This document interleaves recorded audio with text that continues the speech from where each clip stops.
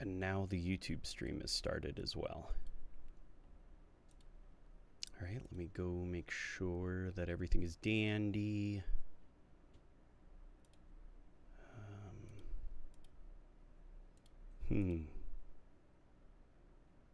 There we go. Aye. Yeah, let's have that muted. All right, and now we post. We are live. Playing campaign evolved with some mods and chatting about where Halo goes from here. Come hang. All right, now let me post the image. Perfect. Okay. Twitch. Oh, wait, no, that's the YouTube link. So let me put that. All right. Twitch. There we go. Hey. Okay. And we are golden.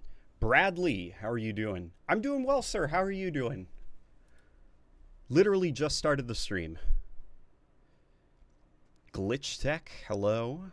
Yo, I made it to alive, says Rogue Spectre. Yo, second? Nowhere.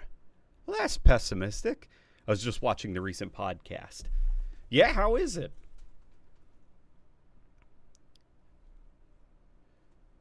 It had to be pulled last night because Rebecca made the mistake of letting me touch it before we made it live, and I made a little adjustment, and that completely threw the audio out of sync, and I did not double check. So you can listen to the podcast now, and it's corrected, but...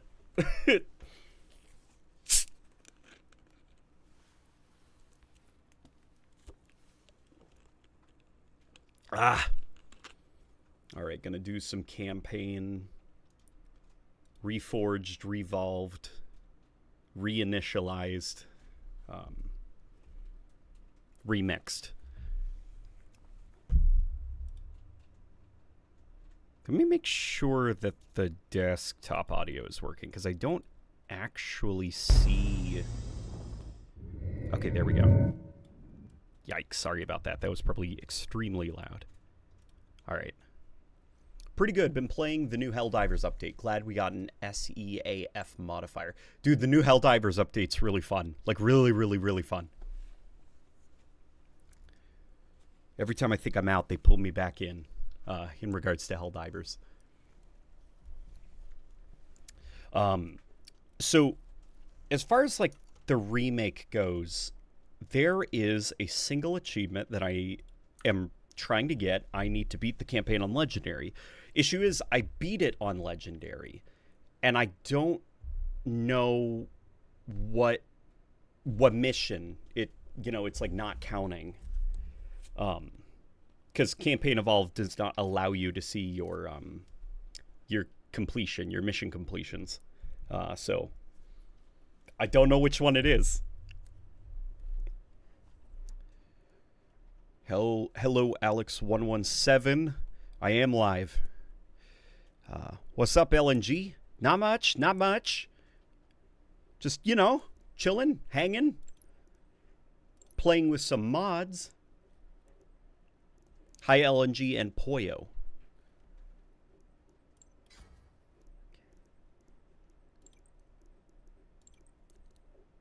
You know what, I think what I could probably do is start from the beginning of the game on Legendary. Yeah, that's what we'll do. We'll do a full playthrough on Legendary. And then maybe one of these missions it'll finally unlock.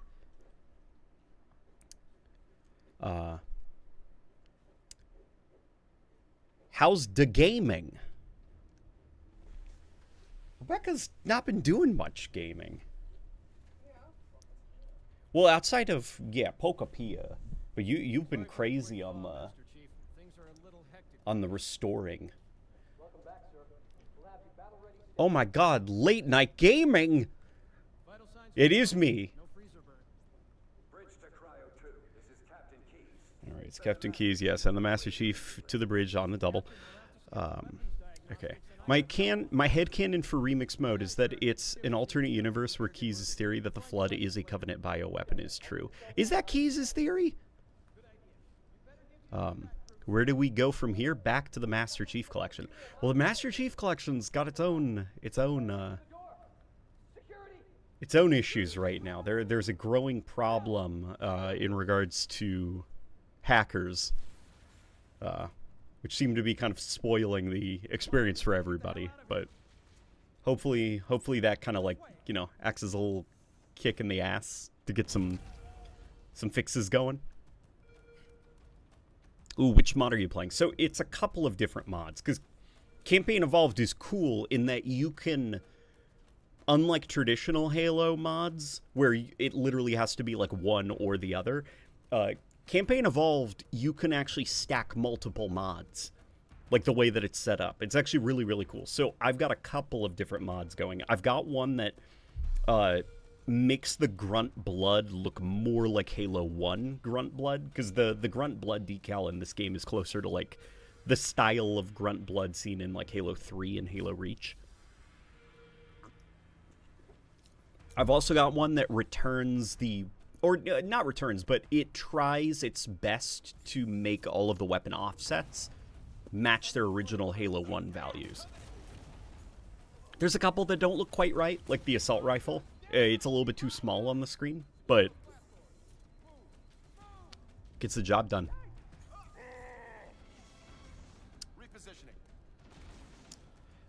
The bad apples ruining the MCC batch. Yeah, basically. He mentions it in Halo the Flood, where he thinks the Gravemind ripping apart his head is some Covenant bioweapon or interrogation tool. Oh, like he doesn't know what's happening to him, so he thinks he's being interrogated by the Covenant or something. I've been reading Halo the Flood. It's definitely...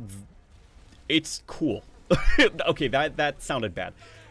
The parts with Master Chief are not very well written. They feel like kind of middle school. Like age writing. I don't know how to explain it. It's just... I know people say it's repetitive, and it's like, well, duh, have you played Halo 1? It's a repetitive game. No, what I mean is, like, the writing is repetitive. It's not very well written. There's lots of kind of, like, repeating itself. It's like, the Master Chief then shoots the Elite. Then the Master Chief slaps a new clip into his weapon. The Master Chief then turns his weapon to the next Elite. You know, it's, like, not very well written. It's not very poetic. But... all the side stories that are not part of the events of Halo 1 exactly, those are actually really interesting and kind of well written. So it makes me think that maybe that book, he probably didn't have a lot of time to get it written, you know? Very interesting, though. Very, very interesting book. Uh-oh. No sprinting? Oh, no sprinting? No sprinting allowed? Okay. I'll do it without sprinting. Low-key waiting for Sprawl 0 to come out. Dude, Sprawl 0 is good. Sprawl 0 is very good. They let me try out the game early. It's very good. Captain Keys. The writing is 30 seconds of fun repeated. No, it's not 30 seconds of fun repeated. It's just not very good writing. Like, there is a way that you could take Master Chief fights a bunch of Covenant here, walks a couple of feet, fights more Covenant, walks a couple of feet, fights Covenant, this time with a sniper. There's a way that you can write that in a more poetic, like, flowery way, and he does not. The amount of times that it's the Master Chief and then does an action is quite a lot.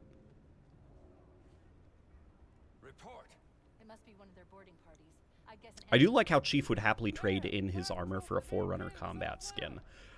Captain, the cannon was my last offensive option. I feel like Master Chief wouldn't touch something he doesn't understand. All right then. But that would be very funny if Chief just shedded his armor and got into like a crazy roided up piece of battle armor. That means you too, Cortana. Well, you do what? Go down with the ship? Hi LNG, would you make more videos that aren't primarily Halo focused? Because I really enjoy your Helldivers video that released a while ago.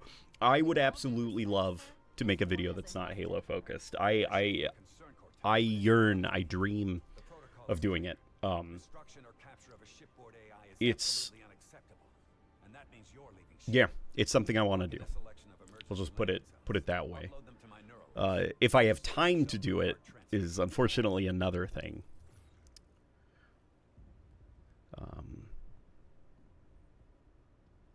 I should know this stuff. I write stuff for my wiki. I got into the Duskbloods playtest. Did you? Is it going now? Is it fun? How is it?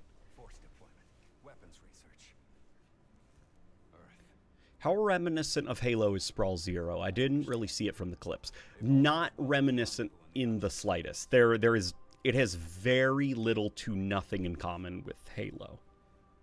Make sure my daughter gets this. It reminds me a lot more of I'm trying to think of like other early 2000s shooters. What's that one with the weapons? Black?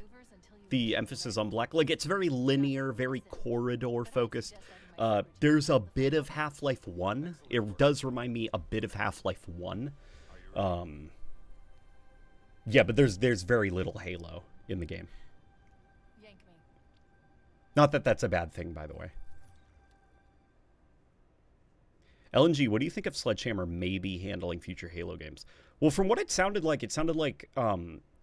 it's not that Sledgehammer might handle future Halo games. It's that Sledgehammer, who, those not in the know, one of the Call of Duty developers, created a prototype pitch for a Halo game and pitched it to either Halo Studios or Xbox, and apparently the pitch didn't get approved, which happens a lot. You'd be shocked at how many other Xbox game studios have actually pitched Halo ideas.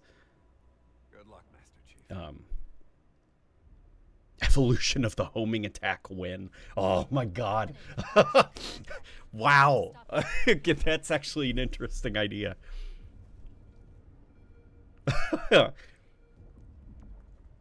Man, that would be fun. It would be fun, and it would not just be like a fun topic, it would be a fun editing challenge, because I'd have to learn how to present Sonic in an Evolution format.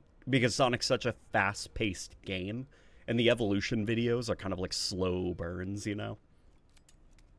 It's interesting. Interesting idea.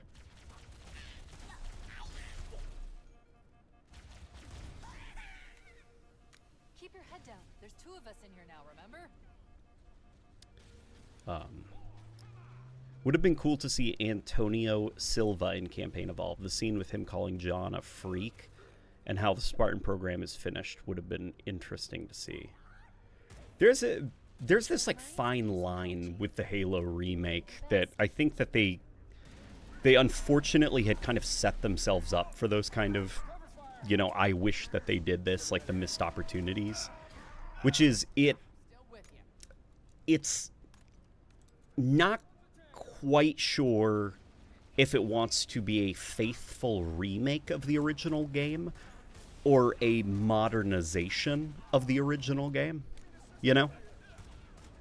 I think that it just barely was able to squeak by as riding that balance. But there are definitely elements where it's like, well, you changed this, why not change this as well? Like Captain Keyes' characterization. It's like, you went so far as to change who Keyes is as a person in this remake. Like, he's not the original Captain Keyes from Halo 1 anymore, you know? His personality is so different. So, why not add some extra stuff?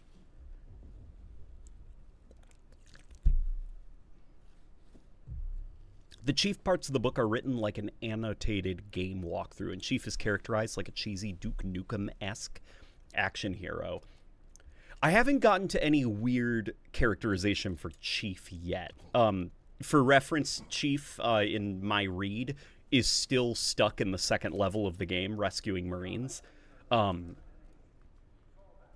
I haven't gotten to any weirdness yet. He definitely feels, at least right now, like Halo 1 Master Chief. Like more of a, not really a military soldier, more of like a Clint Eastwood type cowboy hero character, you know? Like Chief's more of a gunslinger that gets stuff done than he is a soldier in Halo 1, if that makes sense. But it does the flood get weird?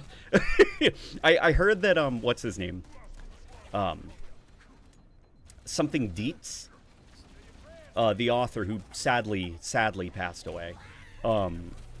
He apparently also wrote some Hitman novels, and apparently his characterization of the titular Hitman, the guy with the bald guy, he characterizes him in a weird way as well, I've heard.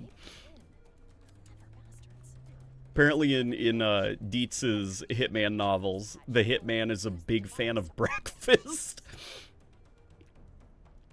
I feel Campaign Evolved is doing for Halo 1 what Metroid Zero Mission was doing for the original game, but the new content didn't stick the landing for Halo like it did for Metroid's remake. That's an interesting way to put it. I don't know a lot about Zero Mission, but man, I'm gonna get around to doing a video, I think, on those prequel missions. I've got this, like, maybe other folk can you know, say if they feel the same way, folk who are like in more creative spaces. I've got this like imposter syndrome, or not imposter syndrome, but like, do people care if I make a video on the prequel missions? Because I look at like every fusion coil in Halo, and it's like, okay, a lot of people clearly care about this topic, and then I'm like, but is the viewership gonna drop off if I do something about the prequel mission? Will people get mad? I don't know. It's like, is it worth it? And so I kind of like stall myself, and it's just like this unhealthy aspect of like YouTube and the way its algorithm works.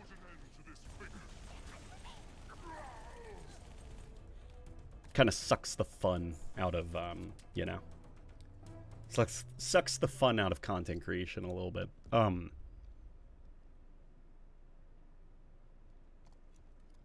In my opinion, it should have been a full modernization and take as many elements from the novel as possible. I think, honestly, so what we have here is interesting, and I enjoy playing through it, you know. I don't like it as much as the original. I think the original is my preferred way to play. I prefer the balancing and design and stuff, you know, as well as the story. But yeah, I think that there would have been way more value added to this if they did kind of go like a full Resident Evil 4 remake route, or like Resident Evil 2 remake, where just so much is different about it, both narratively and mechanically, that there is an opportunity for enjoying both and feeling like they both give a completely different experience.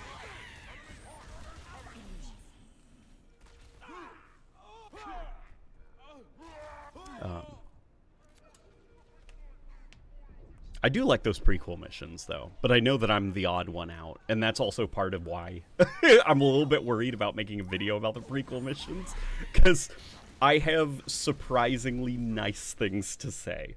Not, you know, super positive, like I got gripes, but it's not like this is possibly the worst thing Halo has ever done type of takes. I'm just like, I have fun with them, and there's a lot of things I like in them, as well as things that I think maybe are not so good. But as a whole, I think they are a net positive. Yeah.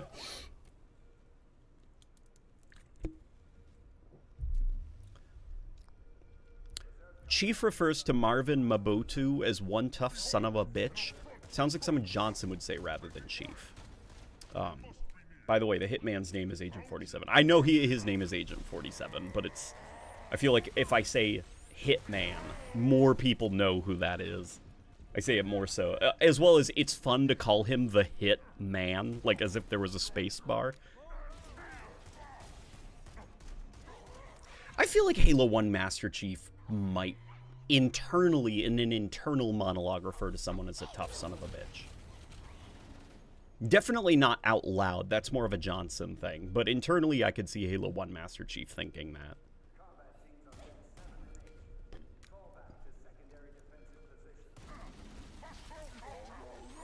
Because, again, he's not really, like, soldier-like in Halo 1.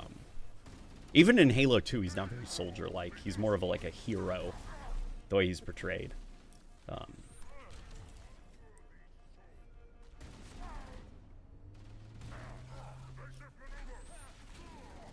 Yeah, Chief would definitely not call somebody a tough son of a bitch out loud.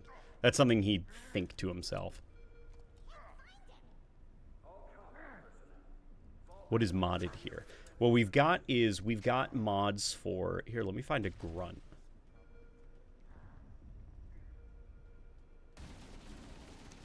Look at this. Look at the grunt blood. It's back to that, like, crazy look that it had in Halo 1. Like, the super bioluminescent, very bright white, almost. Look, you can see it's, like, splashed everywhere. It looks very cool. We've got a mod that also changes all the weapon offsets to be closer to their Halo 1 counterparts. And there is a mod that someone made that disabled all the... Basically, the only melee animations that will play are ones that are either close to or recreations of the Halo 1 animations. So the pistol, it will always flip, which feels great.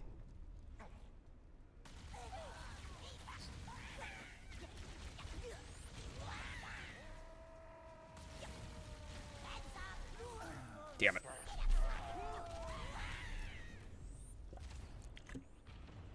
How's the CA and film grain off now? You can turn it off now. You can, look, if you come over to options and we go down here, there are now chromatic aberration and film grain sliders. I've also got this mod going. It's a mod that adds extra graphics options. Like you can turn on ray reconstruction and stuff like that. So you know that like that sprite look, that like fuzzy, fizzy sprite look that some of the shadows have and some of the lighting has in this game? Ray reconstruction actually smooths out a lot of that. It's like a more... The best way I can describe it is it's like a more advanced version of ray tracing. And global illumination. So it's a lot less fizzy looking. As well as it actually increases the quality of the motion blur. Makes it a lot smoother. There's less... I think it's got more like a higher shutter speed, I think.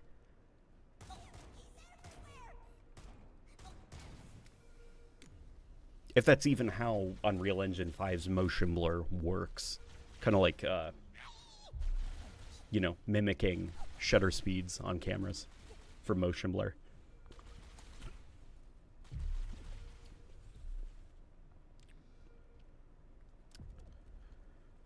Do a video on the Halo cookbook. That's a great idea. It's a fun idea. It is a fun idea, actually. One day making things from the Halo cookbook. How do you feel about Chief's characterization in the prequel missions, especially since Troy Denning's written several Chief-centered novels? Not the biggest fan of the way Chief is characterized in the prequel missions. He's a little bit too, like chatty. He's a little bit too chatty, and he's too soldier-like, which I know that's, like, silly. It's like, what are you talking about? He's literally... It's more that, as far as, like, the games go, Chief usually is not characterized like a soldier. You know, he's not like, affirmative, we need to get to the LZ so that we can call in recon for, like, he doesn't really talk like that, you know? He's more like, let's go. If he even says anything at all. And in the prequel missions, I found that Chief kind of opened his mouth a little bit more than was necessary. I felt like Halo Infinite actually did a much better job of kind of like balancing Chief's dialogue. You're always hungry. Yeah, that was also a weird line read. Steve Downes was not told the correct context that line was to be given in. Yeah, because we can be done with this before dinner. And then pause. You're always hungry.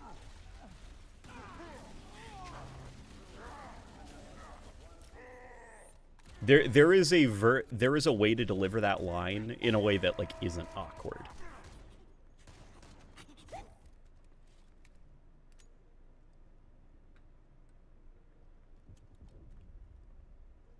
Anthem, but with Halo guns and mechanics would be so fun. Just let everyone fly around. To be honest, that sounds kind of like it would get boring after a couple of hours. Because Anthem flying mechanics are basically like no level design. Bye-bye level design. Warning, blast door's closing. So after a while, it's like imagine if Halo just had the permanent acrophobia skull on. Eventually, you just kind of like get bored because like encounters wouldn't matter. You can always fly to the best vantage point. Verticality is like non-existent.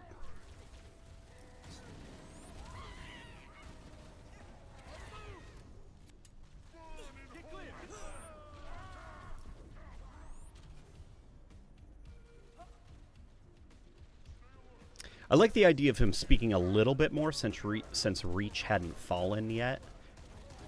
I don't think that's what it is. I just think it's Troy Denning, he writes more militaristic stories. He really likes military stories. So he, in his novels, which I'm not the biggest fan of Troy Denning's novels. I'll just put that out there. Not that they're bad or anything. It's more that they just kind of like, I don't know. They're just not the most interesting because it is a lot of like the military stuff, which I think is like kind of, this is going to sound crazy. It's like the more boring part of Halo. So it's usually very slow, very tactics driven. A lot of the dialogue is talking about formations, talking about wind speed, calculating distance between targets and how many seconds to the objective, you know. It's like a lot of like that stuff where I just kind of like start skimming through the paragraphs a little bit.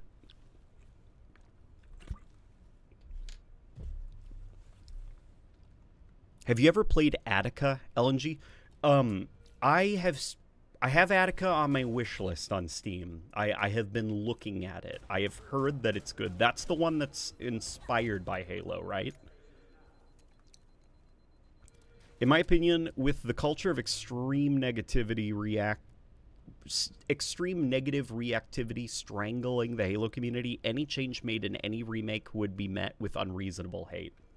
I agree, but I think that there would be unreasonable hate regardless, as shown by Campaign Evolved. Not that Campaign Evolved is immune from criticism, but some of the things that have been criticized are so comically stupid that it's like, well, these bad actors, it does, even if this was a perfect remake, the bad actors would have found a reason to criticize it, you know? Because they're in the business of profiting off of negativity and artificially creating controversies. So you might as well do something new. Might as well take a risk.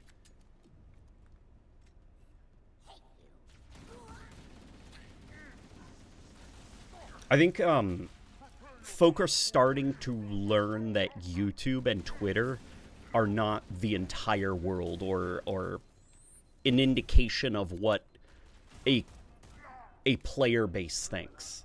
Like Helldivers is actually a good example where you know, if you look over at like Helldiver's YouTube, you'd think that the game was falling apart and everything was on fire. And it's not actually the case for a majority of the player base. They're fine. It's literally just controversies contained to the YouTube sphere. Because those are the guys that play Helldivers the most. They're the ones who are most emotionally invested in it, play it, you know, as like a very important part of their life rather than just kind of like a game that they do when they have some free time. So yeah, they're going to take it more seriously, and when there's issues, it's going to be bigger to them. But a majority of folk that play Helldivers don't take it that seriously. Damn, that Grunt Blood looks awesome. Kind of like it's on the Stencil engine. No, it doesn't. No, it doesn't. That's not what stencil shadows are. The Grunt Blood does look cool, though. Very, very cool.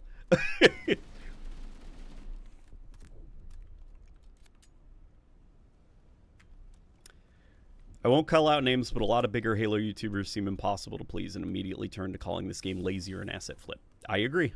I agree.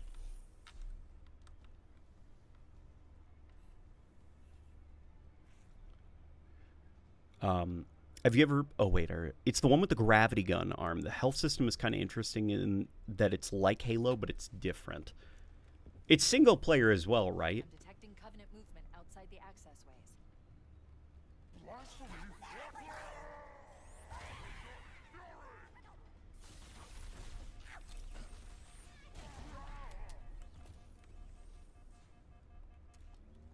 Those individuals have the biggest influence. You can get behind them. I think they have the biggest influence within their communities. Like, I think, obviously, our social media kind of, like, makes us think that this is what the world is like. But we're getting more and more siloed off as, like, social media becomes more and more algorithmically driven.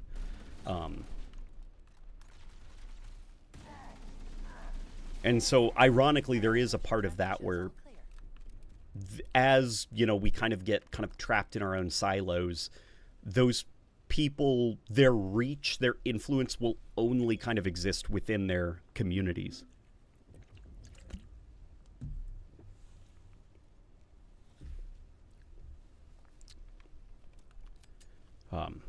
Honestly, I think Halo would do much better being independent from Microsoft. I agree. I agree with you. It looks like the Covenant wanted to catch you napping. Yeah, I don't think Xbox kind of like understands or even values a lot of the properties that they have.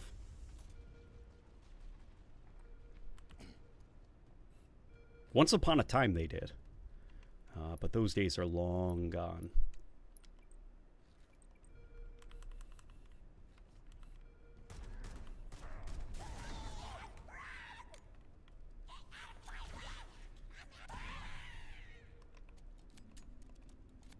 Yeah, it's a single-player game. Okay, yeah, that's what I thought. I'm thinking it's the one where there's like no hand models, right? The guns float. Or am I thinking of something different now? Halo Infinite, in my opinion, is worse. Its open world kind of killed it. I don't think Halo Infinite's open world is that bad. It's definitely not like... You can't play Halo Infinite like a Far Cry RPG. Like, there just isn't enough...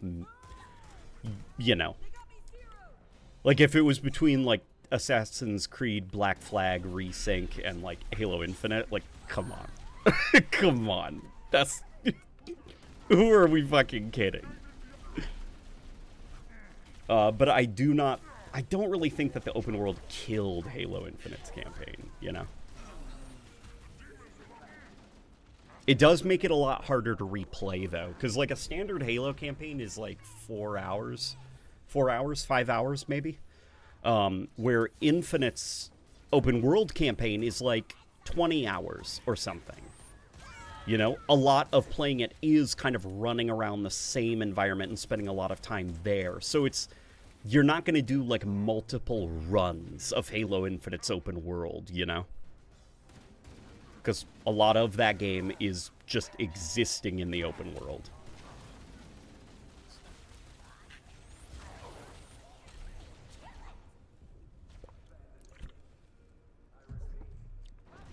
New game need old beep beep. Yes, precisely. Precisely. Stop trying to make the new beep beep boop happen. New beep beep boop is not going to happen.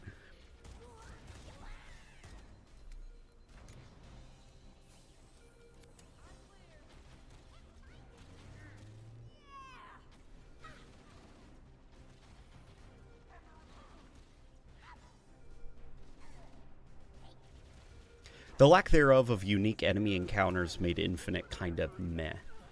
There are unique encounters in Halo Infinite. Are you talking about in the open world? There are actually surprisingly areas in the open world that are scripted with enemy encounters that are predetermined. God, I used to know quite a lot of them actually off the top of my head, but it was like if you went there, you were going to be attacked by this specific group of enemies. As well as Infinite does have a system. It's this system, a lot of open world games use it, and it's, you know, folk don't really notice it until they notice it. And then you see it in every open world game. I think, so for Ubisoft games, it's like every 45 seconds, something of interest needs to spawn around you, whether it's a wild animal or a roaming gang of bandits or like something like that. You know, it's every 45 seconds as you move through the world, something spawns around you that'll kind of generate gameplay. Red Dead Redemption 2 actually caught some controversy in like the kind of like, you know, more cracked out like Call of Duty brained gamers back when it released, because it was every 1 minute and 30 seconds something gameplay generating would spawn around you, and that was apparently too slow and too empty for some people. I'm glad they held steady though.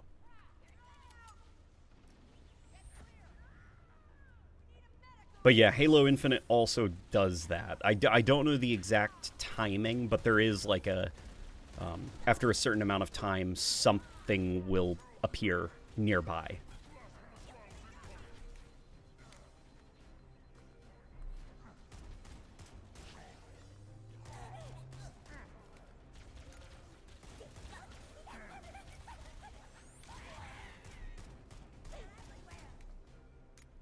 Press RT to shoot gun. Yes, exactly. I got those helpful UI prompts at the top of the screen, just in case I forget what the trigger does. For all I know, the trigger could pick up another gun. You know, it's like, oh my god, I really like this gun, but I forgot what button to press. Oh, right trigger. It's okay to have those button prompts. It is okay, I think, because the amount of times that I remember playing games with buddies, and they'll say, what button do I press to, like, you know, whatever? How do you switch weapons in Gears of War again? When playing Gears of War co-op on the Xbox 360, it's like, now you don't have as many of those questions because the UI is quite literally telling you. But it would be nice to get rid of some of those button prompts, you know? Simplify the HUD just a little bit. Not that this is like a bad HUD or anything. Oh. Just a lot of hate for the sake of it. Also, unabashed misogyny and bigotry in this community is abhorrent. These ghouls need to be excised from it. I don't think that those people are as powerful or as numerous as people assume. Social media tends to encourage the worst behaviors in people, because all those people will comment some of the nastiest shit, so weirdest, most antisocial, like not normal shit you've ever read, and then they have to go outside and they have to go buy something from a convenience store and look the clerk in the eye, and they have to force themselves to act normal because they can't be a freak in public. They're only allowed to be a freak online where nobody is watching.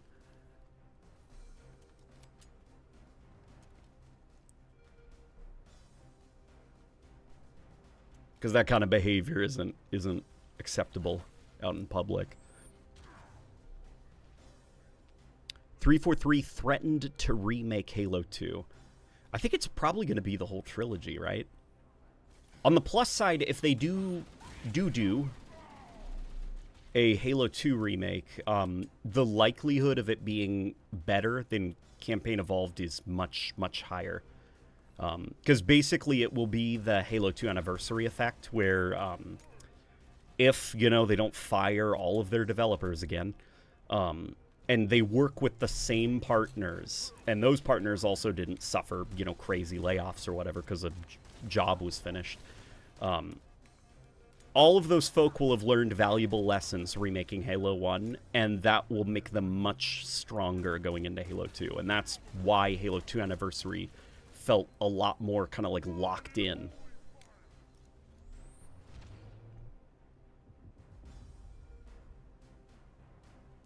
But did your buddies in Gears of War ever forget how to shoot? No, I can't say. I guess I can't say that they did, but I mean, if you've already got the buttons for switching weapons, for throwing grenades, switching grenades, might as well just put everything up there, so nothing, cover all your bases basically. I get what you mean though. Support. Oh, thank you, Chief and Arbiter. That's kind of you. I appreciate it. If I had a hat, I would tip it to you. Actually, no, I wouldn't. No, because that's not good. We don't do that. People don't tip hats, right? That's still bad. I don't know. Where are we at? It's really cool that the early 2000s are popular. But God, I am worried about what's gonna happen when we start getting to Milady and like the 2010s, you know, and like MCU when that was kicking off. Like I'm like, oh my God, culturally, are we going to get back to millennial cringe?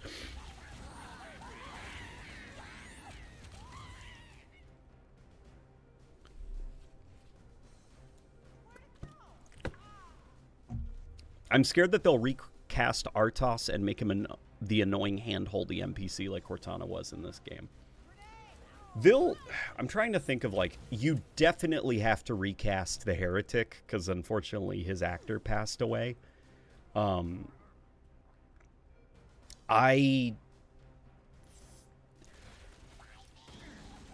Prophet of Truth, they have well, it's not an amazing opportunity, it's a tragic one, kind of. Like, the voice actor for the Prophet of Truth in Halo 3, he passed away. And it is sad that he passed away. He was a legendary actor. If you guys remember the Star Wars prequels, he was the Chancellor that was before Palpatine took over. That being said, there is now an opportunity to do the entire Halo 2 and 3 story using, you know, the original guy who did Halo 2's Truth. You know, you won't be having, like, one actor kind of get in the shaft. But would they do that? Is he too expensive, you know?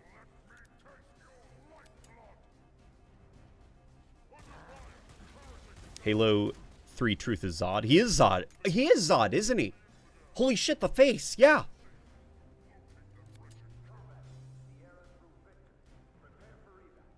It's a fine quality of life addition, especially if you switch between different games where they use starkly different control layouts and need a quick refresher. Yeah, like it's like a fine thing to just have on the HUD. The thing that I think does make it like maybe a little bit of a problem, but not even like a crazy problem, just like if I could change this, please, would be disabling those hints. Because there is actually a mod that gets rid of the buttons, and it gets rid of the buttons as well as the borders that are around the weapon and grenade cradles. And it is surprising how much, like, cleaner the HUD is. You feel less, like, boxed in.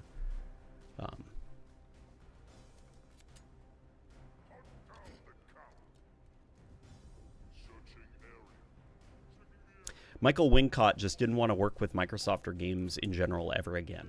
Was that it? Or was it that he was, like, you know, yeah, working on games is miserable. If you want me to do the Prophet of Truth in Halo 3, I want $1 bajillion. And they were like, fuck no. And then they said motherfucker, and they kicked him out of the studio. No, that's not what happened, but...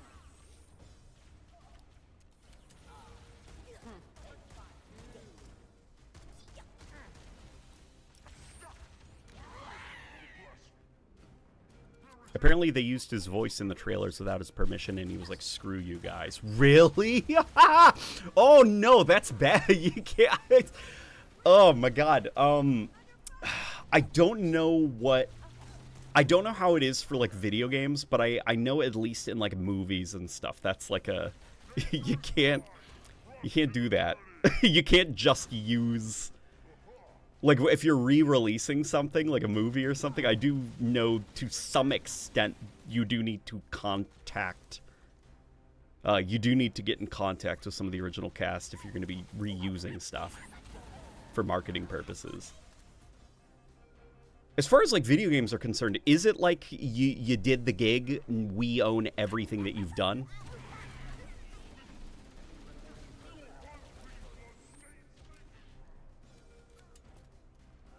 Terrence Stamp, he was a legend. He was in Priscilla, Queen of the Desert, along with Hugo Weaving. If you haven't seen that film yet, I fully endorse it. You endorse it? Not just suggest it, you endorse it. Okay. And I mean, anything with Hugo Weaving is a plus.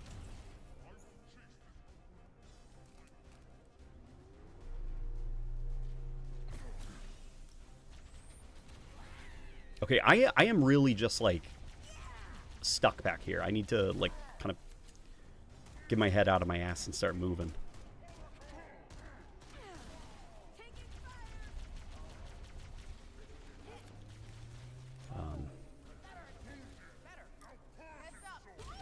Hey, LNG, just tuned in about 10 minutes ago. I do have one question that relates to another I have. Do you know the term glub shitto from Star Wars? If so, I believe that the writer Alex Wakeford makes pretty much super niche characters or items that would work well in a written story that falls flat, like the Ahsoka show. Yeah, I know Glub Shitto, and I am familiar with Alex Wakeford. I like Alex Wakeford. Have you read the Halo fiction that he has written? Basically, like the Halo Waypoint Chronicles stuff about the Flood. That was him. He did not actually touch any of the dialogue or writing in Campaign Evolved. What he did do was he did some of the terminals. He did some of them. From what I recall. But I feel like Alex, what I actually appreciate about him is he really likes broken ideas in Halo. So Fireteam Osiris, where it's like, okay, people didn't like Locke. They didn't like any of these characters.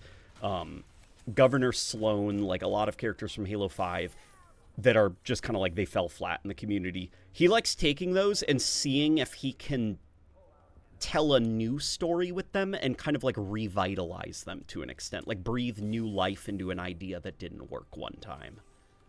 Sometimes it works. Sometimes it does work. In the case of Governor Sloan, I don't think that worked, because Governor Sloan was like kind of like a cowboy sheriff hologram character in Halo 5. And rather than playing into that, what they did for the Waypoint Chronicles is they just turned him into the Didact, where suddenly his vocabulary was incredibly complex compared to his characterization in Halo 5. I'm like, no, you don't do that. What you gotta do is you gotta really ham up the cowboy sheriff attitude. Or not cowboy sheriff, but like mayor of the mining town, you know?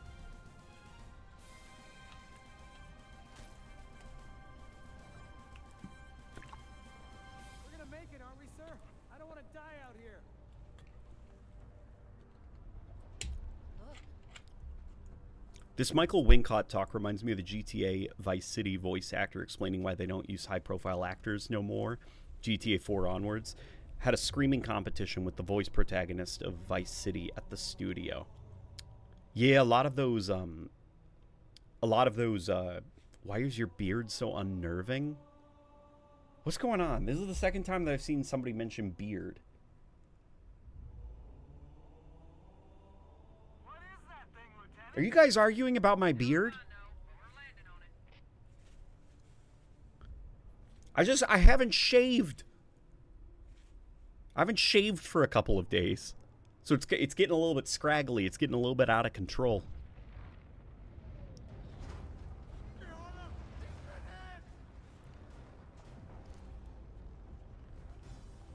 Yeah, it's Laird. He's arrived. Why? Unnerving. That's some powerful language. Chief. Locke wasn't introduced correctly. No, he was not introduced correctly. And I think that Locke has a lot of untapped potential. But you gotta take the dive. Like Halo, some of Halo's best stories are the ones that are not inspired by Halo, if that makes any sense. I think the thing about Joe Staten, like Joe Staten unlocked the hack of writing good Halo stories, and what that hack is use the Halo universe as a set of rules for, like, these are elites, they are part of the Covenant, they are bipedal, there is the UNSC, ODSTs have helmets that look like this, and they drop in drop pods. Like, use the Halo universe as a set of rules to follow, and tell a story inspired by a completely different genre. Something that is very inspired, you know? Like, basically Star Wars, the original Star Wars, the George Lucas Star Wars, or the first season of The Mandalorian, which was basically a Western in the Star Wars universe. Like, Joe Staten's, some of his best stories, like, ODST, that is, if you were to get, like, the Halo community to make, this is gonna sound crazy, okay? Because if you were to get the Halo community to come together and make an ODST 2, I think they would fuck it up so bad. It would be terrible. And the reason why is they would be like, oh, military, band of brothers, but with ODSTs. Like, it would be super militaristic, super military. And when Joe Staten was given the opportunity to write a Halo game about orbital drop shock troopers, he made it a noir detective story with jazz music about rescuing a pink squid. Like, that... No, like, if Halo fans did, like, an ODST type story, they'd fuck it up, and they'd lean too much into the militarism and take the Halo universe a little bit too seriously. And I think the hack that Joe Staten unlocked is, tell stories in the Halo universe that are inspired. And it's the Halo universe and its charisma that makes them feel like they're all part of this connected universe. Like, the Halo universe is hella charismatic. You can get away with a lot of bullshit in Halo if you're committed to what you're writing, you know?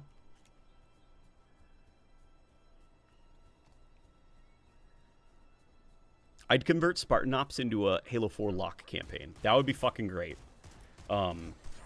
Locke, so be writing stories that are inspired. Locke, my biggest issue with him is how boring he is and how subdued the good idea they have is. Because the good idea at his core is Locke is a spy and an ex-government agent, essentially. Like, what Locke used to do is he would show up at your door at midnight wearing, like, a suit and tie and sunglasses, and the next day, your neighbors wouldn't know where you are. And all proof of your existence is gone. Like, you're just gone. You've been disappeared by the man from government. That was essentially what Locke is if you were to pitch him as a character. And Halo 5 and Halo Nightfall and all of that, they're so scared of playing up that, like, genre-inspired aspect of his character, that archetype that he was born from. And as a result, Locke is kind of boring. And I'm like, no. No, you gotta play it up that Locke is like a government agent type, you know? Locke is an ex-Fed. Yeah, he's an ex-Fed. He's an ex-Fed. And you gotta play into that. Like, if you were to look at Locke's armor in Halo 5, does that give, like, ex-Fed? No, it doesn't. He looks like Samus Aran with all the personality sandblasted off the armor. I was just talking about this. Samus Aran. Did I say Sam Aran? I was just talking about this on X. How ODST isn't grit and whatever. It was a passion project about a niche subgenre that was truly unique. Not just another gritty FPS. Also, I'm a minute behind the stream. Yep. Yeah, exactly. Yeah. And what's very fucking annoying is those prequel missions, to loop this back around to what we were talking about, like, God, an hour ago, 30 minutes ago, with the prequel missions. The prequel missions are like they make me so frustrated because they were this close. They were this close to getting it. They were channeling the hack that Joe Staten, like, developed for writing good Halo stories, because the Halo missions are Chief and Johnson smuggling onto a spooky Covenant ship full of freaks, and there's lightning crackling, there's test tubes and beakers, and, like, the brutes have, like, bolts in their necks and wires sticking out of their backs, and they're all led by a prophet guy who looks like he's got like a head thing on that has wires going into his brain, like he's a crazy scientist, geneticist. Like, oh my god, like, you can picture it. You're like, oh my god, the brutes are like Frankenstein's monster, you know? We could have so much fun with that idea, but they flinched. They were scared. They were too damn scared. They didn't go all in, and as a result, like, the prequel missions, they feel a lot more shallow. As well as they got a little bit too fixated on the, like, you know, it's a story about Halo. So it's like, ODSTs don't like Spartans. That's a thing from the lore. And it got a little bit too focused on that stuff, and no. They should have figured out a way to make sure all of these characters worked within a horror story about people basically arriving on an island and discovering an underground laboratory full of freaks and genetic experiments and a mad scientist. That should have been the focus of the story. You can obviously have, like, drama between the characters and stuff, but it all has to reinforce that genre that the prequels seemed to be inspired by.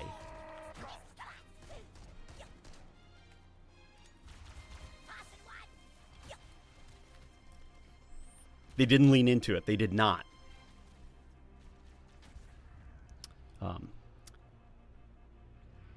There should be a Stardew Valley type Halo game where you play as a monitor. Rebecca is in 100% agreement with you, and as am I.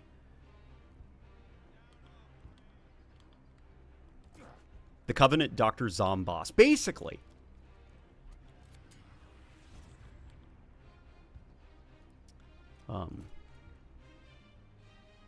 Here, let me make sure I didn't miss any super chats. Oh yeah, no, I got you. I appreciate, by the way, that that donation, man.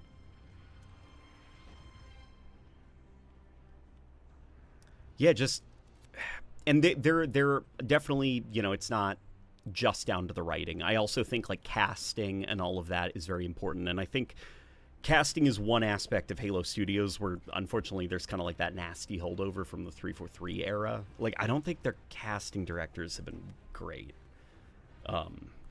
They kind of, the casting directors have not been amazing, because I feel like they make either obvious casting choices where it's almost like eye-rollingly boring because of how obvious it is. That, like, of course, literally everybody would have cast that character as that guy. Very creative, sir. but there's also like it's kind of like unremarkable. They gather very similar voices and all put them into the same game, so nobody actually sticks out in the voice cast. And that's something I think actually during the Bungie days they were very good at, is their casting. Halo Reach was probably the weakest Bungie game in terms of like voice casting, where sometimes, honest to God, I didn't know who was talking in Halo Reach because they all just sounded the same and they all had the same kind of like monotonous tone of voice. Or monotone tone of voice. New Captain Keyes is pretty cool, not gonna lie. He's good. He's good. There is, if he was given a better voice director and he worked with better writing, New Captain Keyes probably would sound spot on. There are some lines in this game where it's like I have to like tilt my head because I almost hear Pete Stacker in his delivery, you know?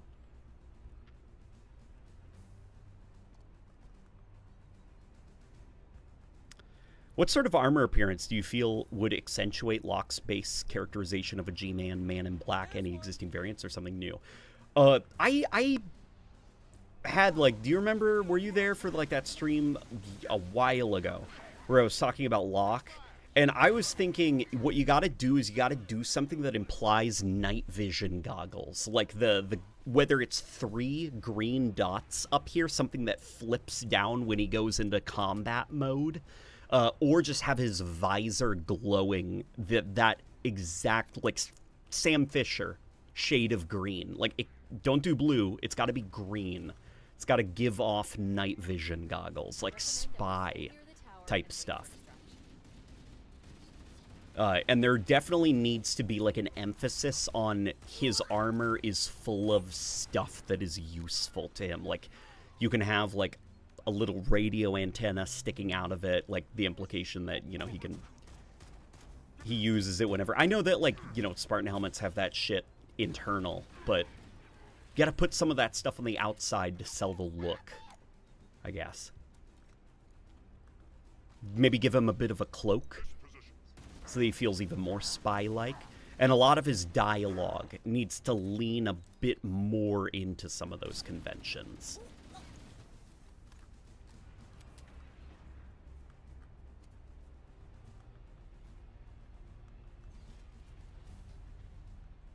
Locke the Gizmo guy. Yeah, you get it.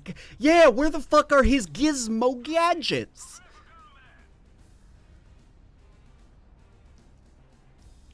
Get his Gizmo gadgets, you know? If he did write the terminals from Campaign Evolved, I will say that he did excel at the Guilty Spark focused terminals.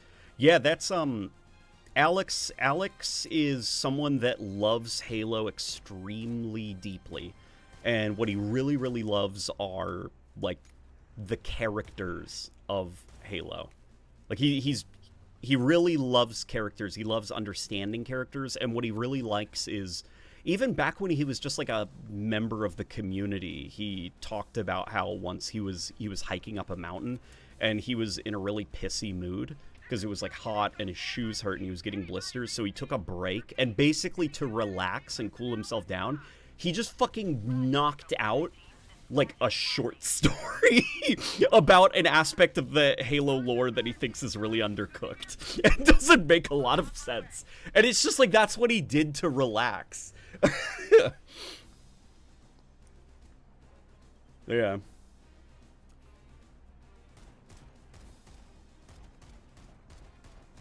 And I have talked to Alex about the Halo remake, and, there are some things about the Halo remake that if he was the lead writer, he maybe would have done differently. But, you know, game development is collaborative. You work with a bunch of people, and you have a job, and you do that specific job to the best of your ability. And he did his job to the best of his ability. But if he had a different job, he has some ways that maybe he would have approached Campaign Evolved.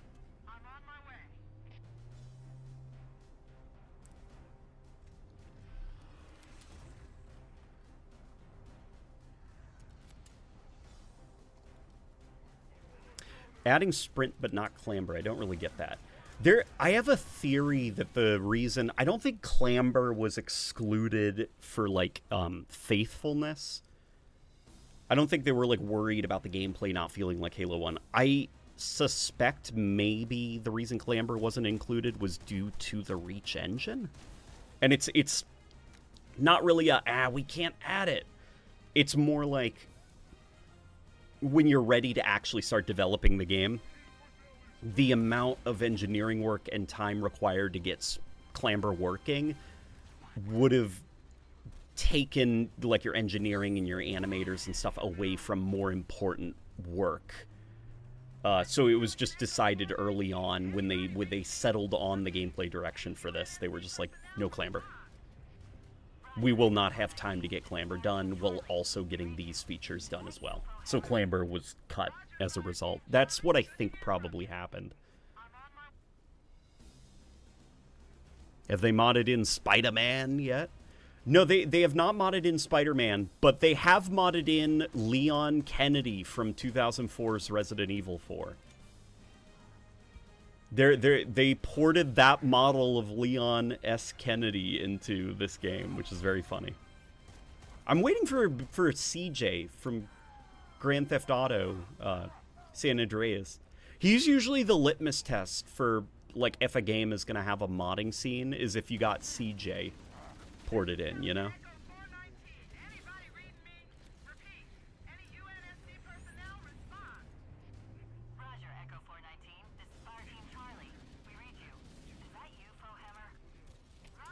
I gotta unlearn some of those nasty habits about the jackals, because they fixed the jackal shields. You can now make them stagger.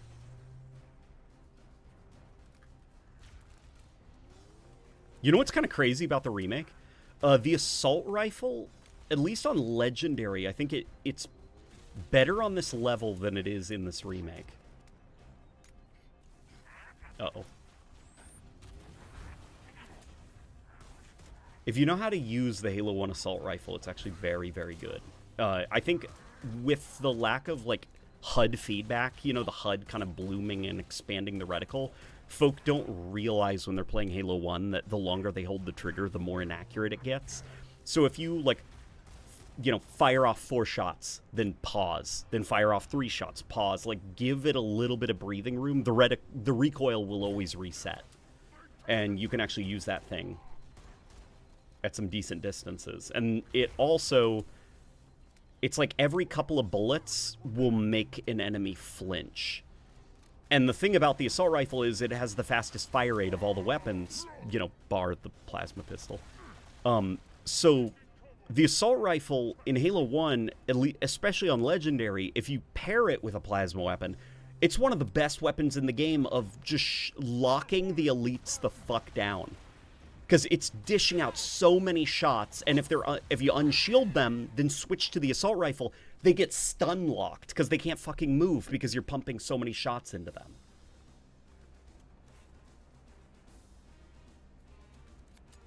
Clamber was activated, but no animations. Okay, so it might have been a resource thing then.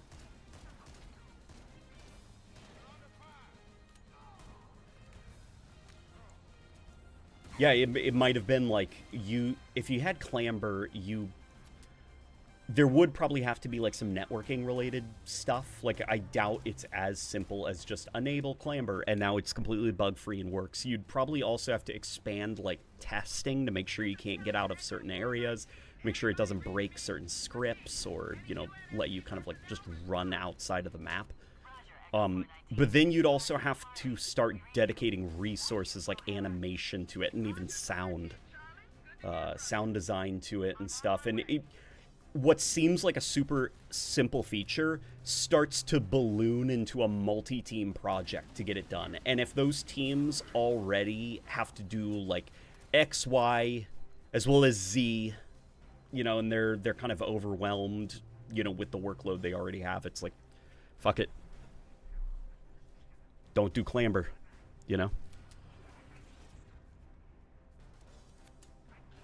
Missed, just realized cursed Halo sprinkles in RE4s. Does it? Here, let me go up. I definitely give him optics over a full visor, though in my opinion green is a bit too close to Chief unless you want to lean into that contrast. Would red work? I think green as a visor color would be okay, because Chief's visor is gold, and it doesn't glow either. Where Locke's would be that night vision green, and it would glow. So he already, I think, would look very, very different from Chief. And then give him jet black armor.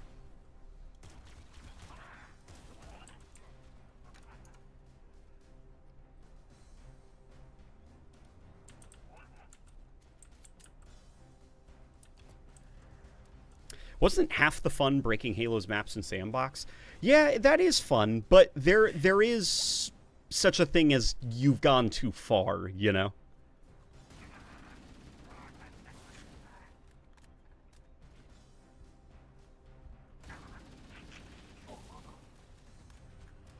There is such a thing as too far when it comes to breaking the sandbox. Like, Combat Evolved has a lot of interesting aspects of its sandbox, and it has bugs and glitches as well, like the backpack reloading, how you can reload weapons in your pocket after you've switched them out. But none of those trivialize combat. You know, they don't invalidate the game, I guess is the way you put it. Like, the game, its combat loop, its level design, all of that still functions. Where something like Clamber, that automates the ability to skip sections of the level. Because you don't need a grenade, you don't have to do a grenade jump, which requires, you know, in some cases, like Truth and Reconciliation, an overshield that is in the process of activating, as well as a grenade. Like, you need two very specific sandbox items that you won't always have access to. But Clamber, you will always have access to that. So the risk of it breaking up the flow of the campaign is a lot higher. It's less controlled chaos, I guess.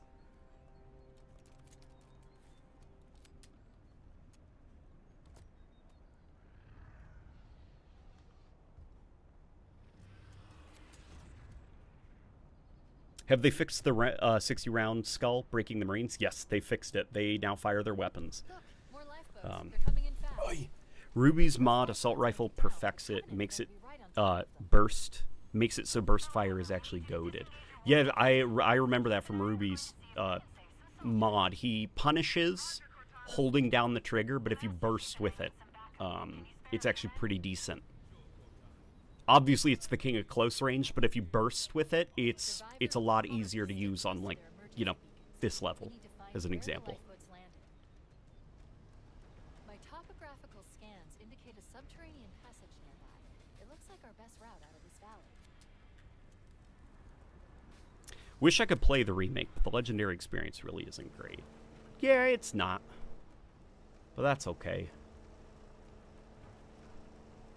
How does the modded version differ? Well, there's a couple of differences, which I will show you. For one, we are using view model offsets so that the weapons are held like their Halo 1 counterparts. Some weapons like the assault rifle, I think, look a little bit too small, and I wonder if that can be adjusted with changing the field of view of specifically the view model. And I don't mean like pulling it in, pulling it back. I mean like the field of view that the view model is being rendered in. That can also be adjusted separately, so you can make it appear longer or appear fatter and narrower. I've hacked into the Covenant battle network. They're actually broadcasting tactical data on unencrypted channels. There's a couple. Hey, Rocket Baby, subscribe to Tier 1. They've been subscribed for 22 months. Hey, Rocket Baby.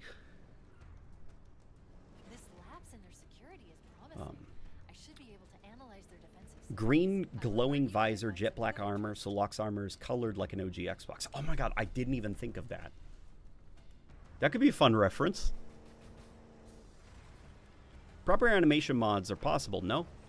If Halo Studios can. Maybe? Maybe. It all depends on how animations are done, like how they're set up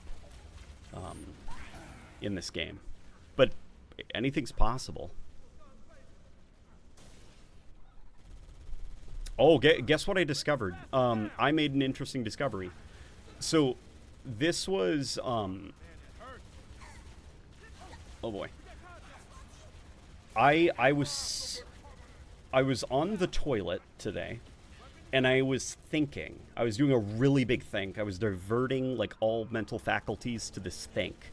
Because the spiker in Halo Campaign Evolved, it doesn't look great, right? The animations for it. And the melee animations are fucking weird. Because, at least if I was an animator, and I had, like, a weapon that has a big knife, I'd want to do the slash across the screen, right? But it does this weird, like, pistol whip, like, whacking you with it, almost like it's a bat or something. And I was like, that's weird. Why?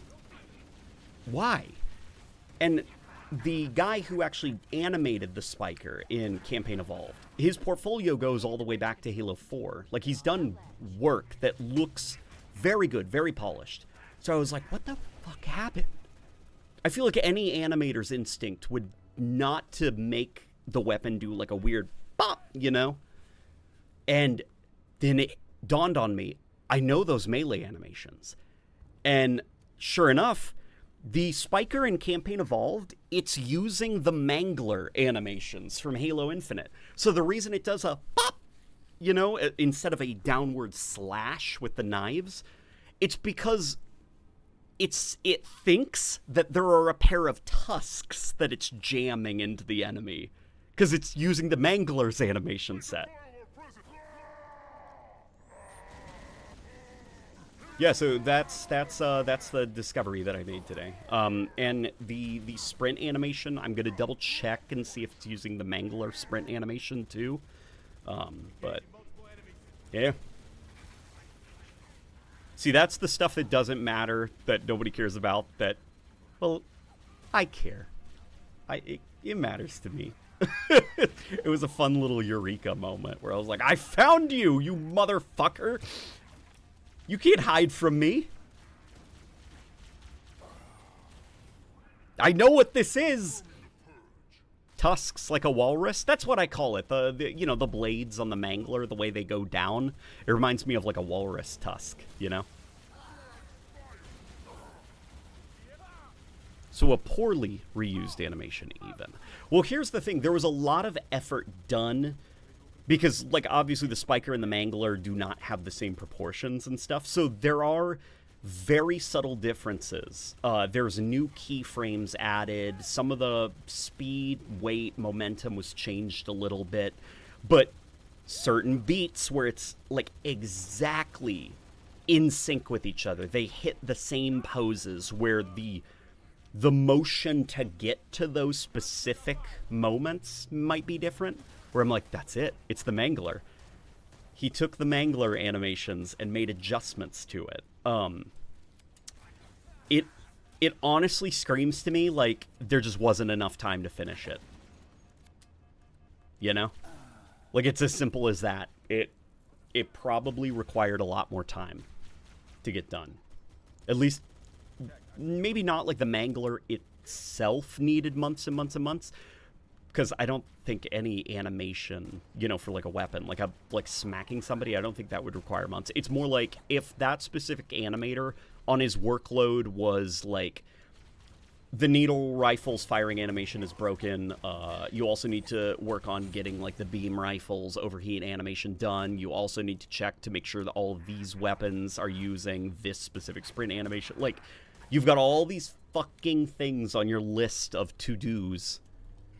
And it's like, you're like, oh my fucking God, good enough. It's fine. It's fine.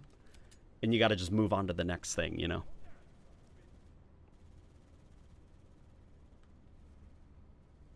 The AR was fine on the PS5 version, but not the Xbox or PC version. Yeah, the assault rifle since launch has been busted on the Xbox version and PC version. It had 0 recoil. 0 bullet spread. And they fixed it. So now it correctly has the bullet spread it was supposed to have.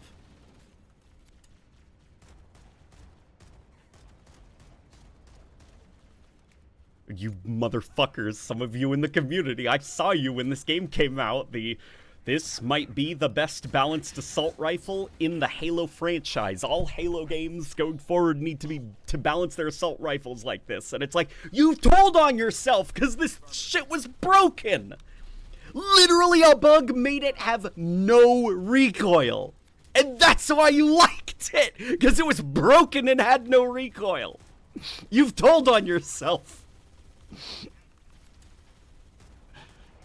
Y'all don't want an assault rifle that actually benefits the sandbox in a healthy way. You just want it to be broken and be the easy gun.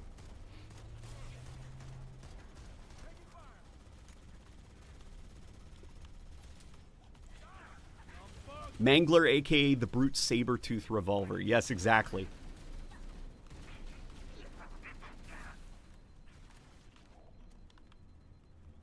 Yeah, the assault rifle, no joke, was outranging the pistol for the first 2 weeks. I'm not sure how, like, in the weeds you guys were getting with Campaign Evolved and stuff, but, like, the assault rifle was the gun.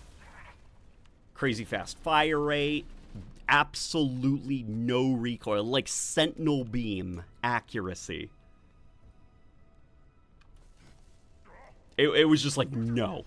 Like, I was like, this seems like a mistake. Like, obviously, like, I've got my opinions about the assault rifle, and 343 and Halo Studios, they like their assault rifles that have, you know, long range, but this seemed broken.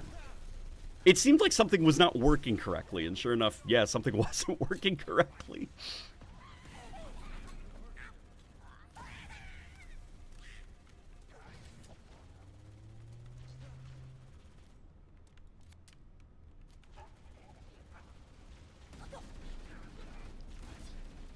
You're saying the Halo community gaslit themselves? No, I don't think they gaslit themselves.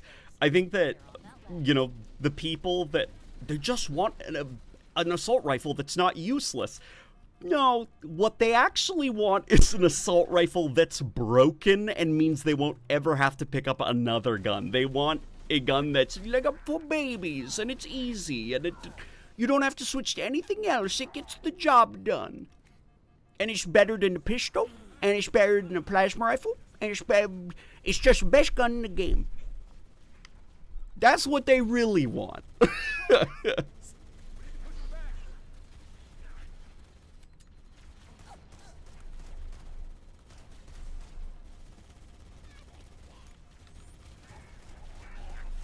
This is fucking crazy, by the way. It's like a light show right now. Located the bridge controls. They're on that ledge. There's that Reach AI killing you. Yeah, no, they're freaking ruthless. The worst thing about the legendary difficulty, I think, is just that it's like way more enemies than normal. Way more enemies, because the individual enemies are not challenging enough to fight on their own. Oh boy.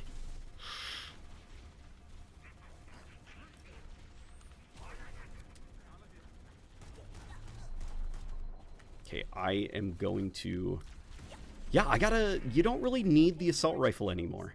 They're on that ledge. You know, it's got a specific role now. Don't use it. On Legendary, at least. I mean, there might be some missions where it's a lot better, but...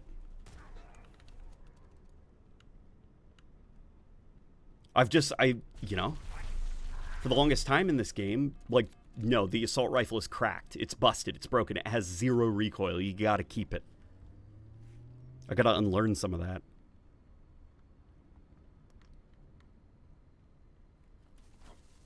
You hate this Halo Combat Evolved assault rifle? It's so good, though. It's so good. How could you hate it? Oh my god. I fucking hate the fucking Reach Elites. It's okay. Remake Legendary is like Spartan Ops on Legendary. Fucking look at that! They're waiting for me. There's no time. Oh my god, and they're all EMPing the vehicle, and oh my god. The Reach Elites, they were designed with the idea that, like, every mission you would be accompanied by a squad of, like, AI Spartans. Sometimes there would be, like, 4 Spartans with you. And at least a whole shit ton of Marines. Oh boy.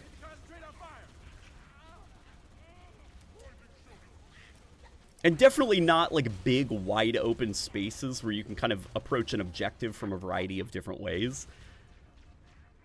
It's mostly... Oh my god, they blew up the warthog. Oh, fuck. Okay, hang on. Jack, I see him. Take it.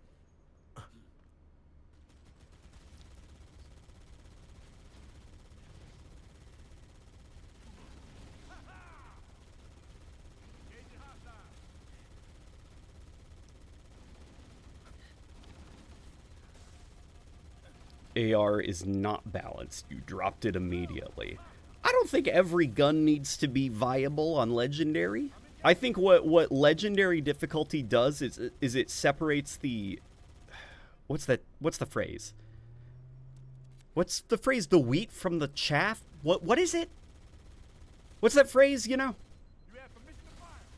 It culls the weak so that only, like, the strong are there. Like, Legendary is where you play by the things that win engagements, you know? And not in, like, a busted way. More like it narrows down what you need to focus on, what you need to use, how you need to approach objectives. It's easier difficulties are where you can just kind of, like, have fun, play it your way, you know?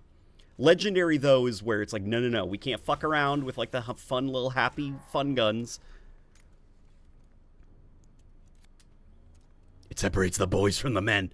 Yeah, I could have gone with that. Cream of the crop. No, that's not even close to the saying I was thinking of.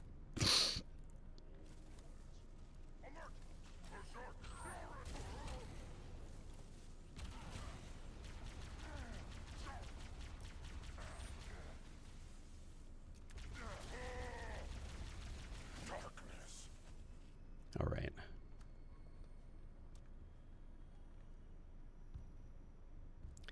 This game has retro game difficulty and not in a good way. I don't know about that because I don't think balancing was a thing that's gotten, like, you know, better or worse over time. Like, there's a lot of old games that are fucking very well balanced. I think when people play an old game and it feels unbalanced, they're like, this game hasn't aged well. I'm like, no, the balancing is exactly the same. It's just that the game wasn't very well balanced.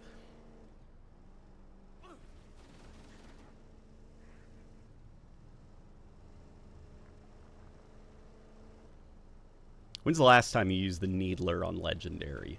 With the Flood. With the Flood. The Needler, at least in Campaign Evolved, I was shocked to find it actually had some value against the Flood. Because it does in the original game, too. Believe it or not. Like, I don't know if you guys... So, you know in Two Betrayals, when you open up that door, you know, and then the Sentinels come down from the ceiling and they're fighting with the Covenant on the other side of that room?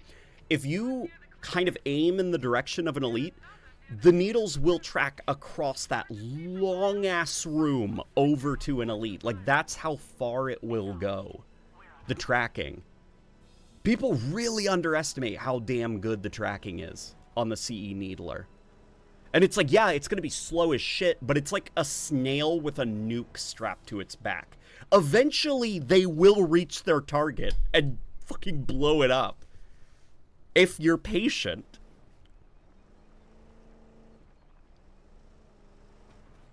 Legendary, in my opinion, is the difficulty you should challenge the player on their full knowledge of the game. Its sandbox, enemies, mechanics, and other aspects. But what if full knowledge of the sandbox also means knowing that some guns are for goofing around with, where other guns are more serious? So your full knowledge of the sandbox is knowing that now is not the time to play with the fun guns. There are some Marines hiding in the hills above the structure.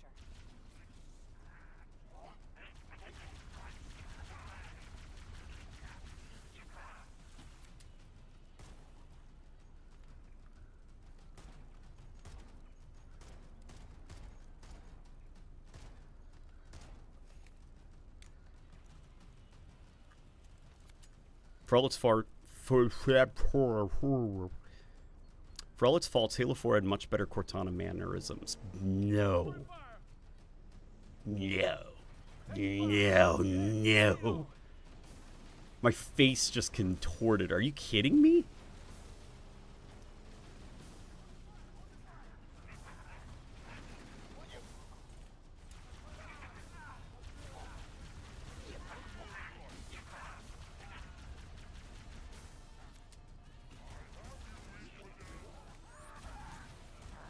One of the worst cutscenes in all of Halo, at least regarding Cortana for me, is her saying, "Come on, Chief, take a girl for a ride."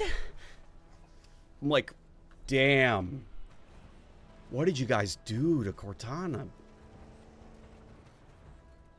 got contact. There are some Marines hiding in the hills above the structure.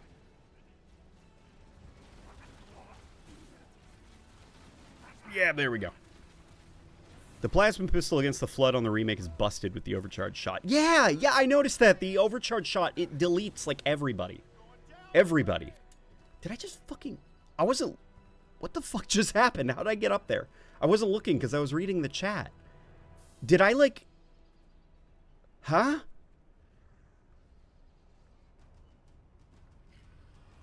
What the fuck happened? Was I running up, like, this way? How did I get up there? Unfortunately, most games' legendary modes challenge players based on how reliably they can abuse cheat strats. Cheese strats, like outranging them with precision guns. Yeah.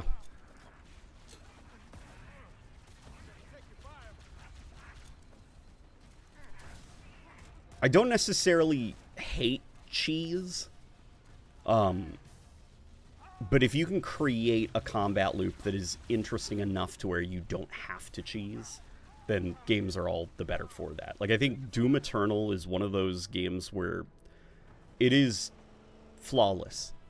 It's flawless. It is a flawless game, and its ability to make sure the player plays in the intended way and you don't feel like you're being railroaded. It needs to be studied.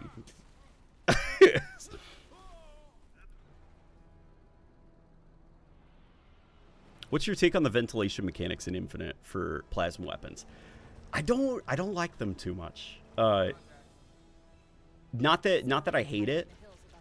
Because the plasma repeater was cool, right? Plasma repeater was fucking cool in Halo Reach, so you could vent it manually. But that's kind of what made the plasma repeater special, right? Among the plasma weapons. That's the plasma gun where if you press the reload button, you can vent it.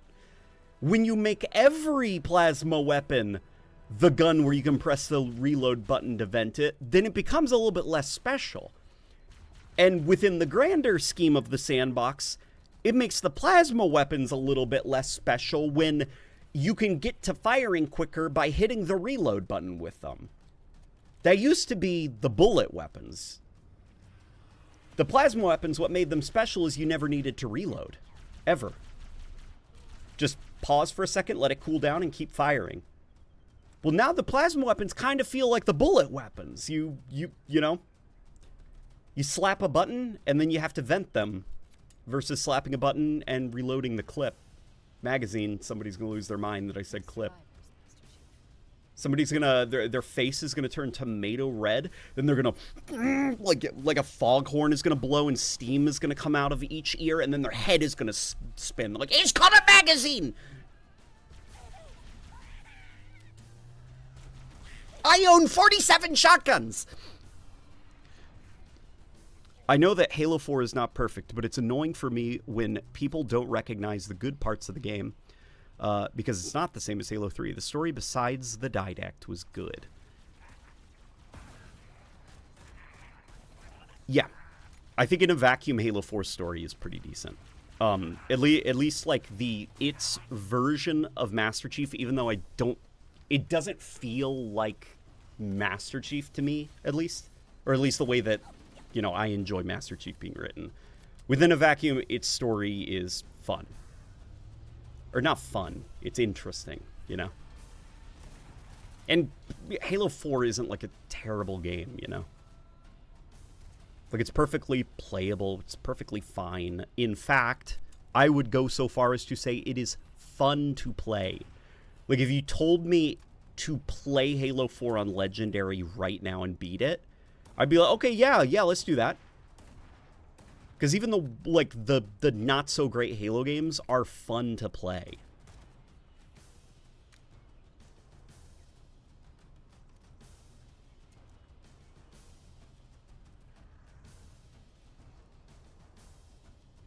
And everything with Del Rio was awesome in Halo 4.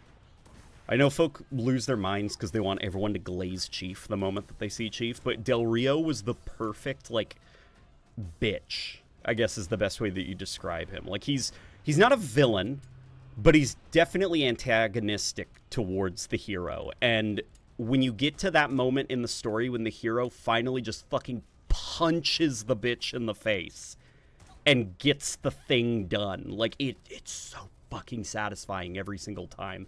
And Halo 4 did a great job with that. Of setting that up, like, making you just be like, oh my god, this Del Rio guy, he's gonna get what's coming to him. And I can't wait for that cutscene. And that cutscene did not disappoint when it finally arrived, and Chief was just like, no, sir. And then Del Rio flailing about and like, arrest that man! Arrest him! And nobody on the bridge is moving because they all respect the Master Chief too much. And Del Rio just looks like a lunatic. It's like, oh god, I fucking love Del Rio. He put on that chicken costume and he played his part beautifully. Also, I disagree with your notion that there are strictly useful and fun guns. There's no reason why you can't have guns that can fulfill both aspects. I agree. I agree.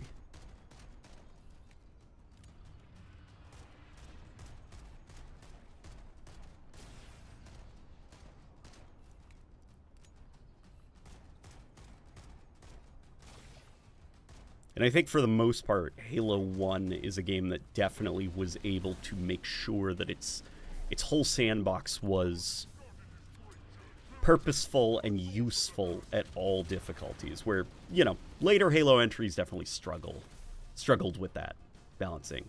The only other game, I think, that actually had like a pretty damn good from easy to legendary sandbox balancing was Halo Infinite and ODST.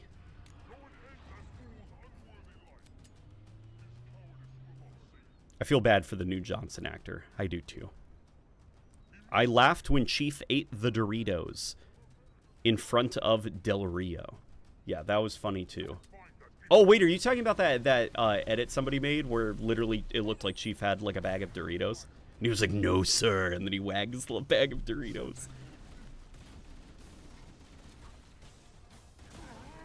I am ordering you to surrender that AI!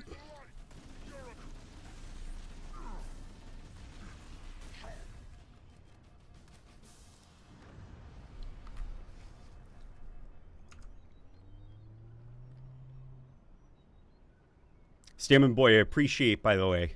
I appreciate you, man. You're generating good conversations. You're always hungry. That is true. That is true. No lies were said. Should I read Kilo 5? Yeah, go ahead. Read the Kilo 5 trilogy. Who fucking cares if people say that it's not good? What matters is, what do you think of it? Because I think even, like, bad stuff, you can glean and salvage things that you like from it. And it makes you a smarter person as a result. For not throwing the baby out with the bathwater, so to speak. Read the Kilo 5 trilogy. Be like, yeah, I don't like that aspect of it, but I liked this part. And then also go into it understanding that it's going to be, you know, written a little bit differently. Oh, they already picked up the Marines. I just wasn't listening. What do you think of Doomsday? I think Avengers Doomsday is going to be hot shit. I think it looks boring. Like, I have, like, negative interest in Avengers Doomsday. When Avengers Doomsday releases, I will not even know that it's in theaters.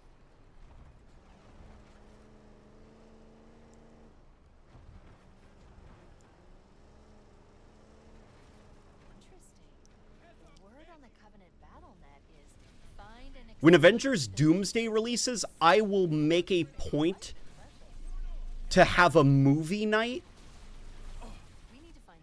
a Monster High movie night. Rebecca and I are going to get like popcorn and yummy snacks, and we're going to watch Monster High movies. Because Monster High is cooler than Avengers fucking Doomsday.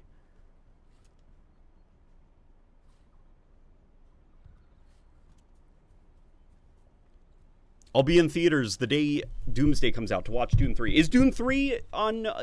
is it going to be releasing around the same time as that Avengers movie?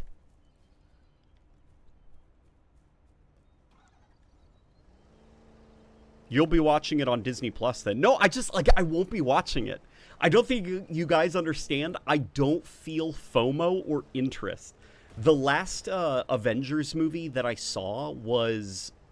the Spider-Man one with Tobey Maguire and Andrew Garfield. I have not seen a single Avengers movie since. I haven't watched... The only Avengers show I have watched was WandaVision, when it came out. I have not watched anything else. Like, I'm checked out. I'm checked out of the MCU. I'm free.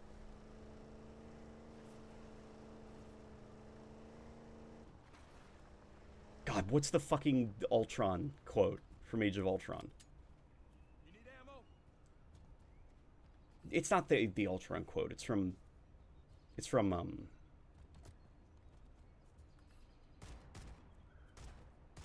sorry, brain is doing a couple of things at once. Something, now I'm free. There are no strings on me. Yeah. Oh, yeah, damn it. Honestly, kind of missing out. Brand New Day is a good movie. I am going to see Brand New Day because I like Spider-Man. I will see Brand New Day. Don't worry. When I say I'm checked out of the MCU, I'm like checked out. Like, I'm not going to go see Thor 5 and Ant-Man 7 and like Doctor Strange 3. You know, like all these characters I don't care about. If it's like Spider-Man, then like of course I'll be seated. I love Spider-Man. Uh-oh. I think our Shih Tzu just jumped in the tub. Let's find a way down. Hang on, give me a second. Our Shih Tzu's being silly. Oi!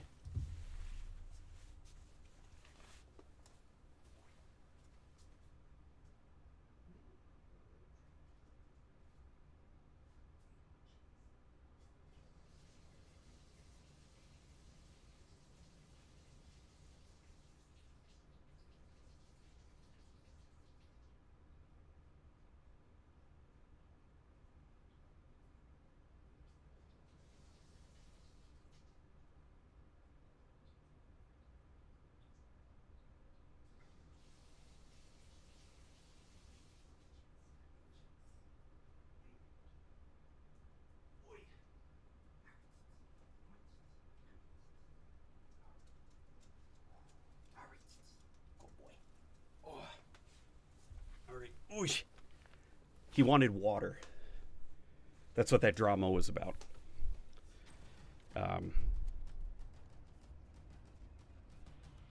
WandaVision is so cringe, the non-twin Olsen in the cosplay field. Yeah, it's cringe. Yeah, WandaVision was not. It's just like I don't know, man, these fucking MCU movies, once you get out of it, once you get out of the bubble, you realize that like actually those Avengers movies are not very good. Martin Scorsese was on the money. The Avengers movies are closer to like theme parks than they are like cinema. Del Rio is big mad because Master Chief didn't share his chips. Also side tangent, but thoughts on the work in progress image I sent to your server yesterday. I did not see that. I will check it out. Thank you for actually telling me about that. Ultron's back as Grandpa Raymond Reddington. God damn. These fucking Avengers movies, man. Oh no, guys, like I just... Like, when they revealed Robert Downey Jr. is coming back to play Doomsday, I didn't get hyped. I was like, oh, things are that bad, are they? Like, that's what I took it as. And, like, yeah, I saw the Avengers Doomsday trailer, and it's just like... I don't know. It's like, oh, it's like another one. Like, wow, they are still making these, huh? And they were like, he used to be different. And then he's like looking at a picture of kids. It's like, oh my God, are they gonna like, it's like they take out like a little like, you know, they're rummaging through like the different files and stuff. They're like, which backstory should we give the villain this time? I think we should go with the lost his wife and kid route. And that made him sad and made him put on a metal mask and call himself Dr. Doom. That's we're gonna do the dead kid and wife angle for this movie.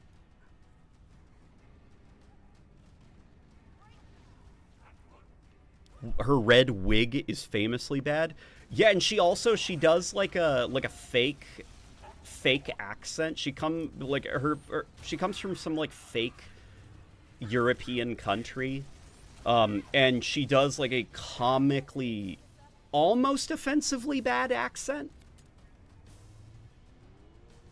Like Abby's Russian accent in Monster High is better and has more effort put into it than what's her name, that Olsen twins fake accent.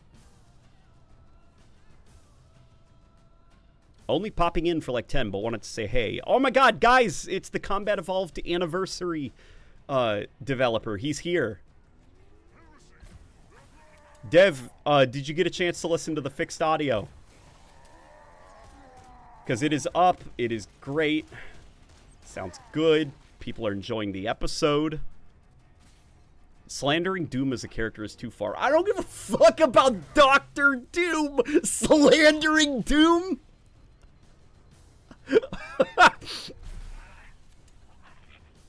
Dude, oh my God, like maybe it's just because I didn't grow up with Dr. Doom, but I always thought he was so fucking lame.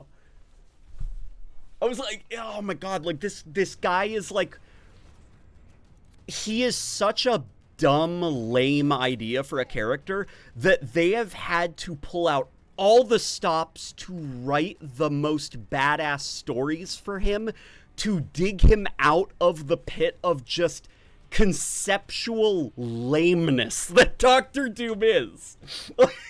His costume is stupid looking. His name is dumb. Like, I don't care about Dr. Doom. I don't give a fuck how award-winning whatever comic is. Like, there's no way anyone can make me take Dr. Doom seriously.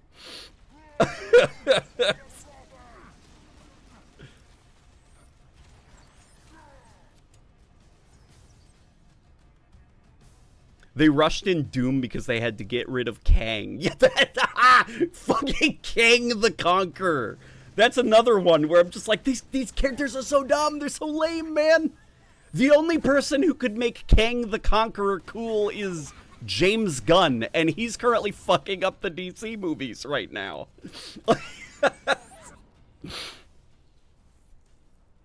But Doom cried at 9/11. Wait, is that true? Did Dr. Doom cry when 9/11 happened? Stay down. You say that when Harmony exists. But, Harmony's lame as shit, too. But he doesn't think he's cool. That's another thing. Like, there is a layer of cheese with Harmony that needs to be harnessed. Like a resource. Like a natural resource, you see? Dr. Doom, the problem with Dr. Doom is he thinks he's really cool. But he's a guy in a green cloak and a metal suit of armor whose name is Dr. Doom. Oh boy. Like, Harmony can be salvaged Here, listen. Here's the thing about me. I am willing to die on the hill of I like that lame-ass prophet from those kind of not great prequel missions. But I will not say that Doctor Doom is cool.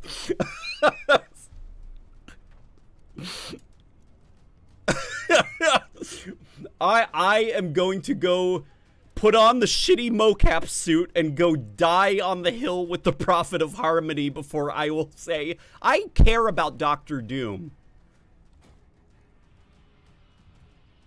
Like, if I were to get an action figure, Dr. Octopus, without missing a beat, Dr. Octopus, like, quite literally one of the last people on the list would be fucking Doctor Doom. Harmony Mogs. Harmony with his raw mocap data and floaty, awkward looking face. And animations Mogs all over fucking Doctor Doom.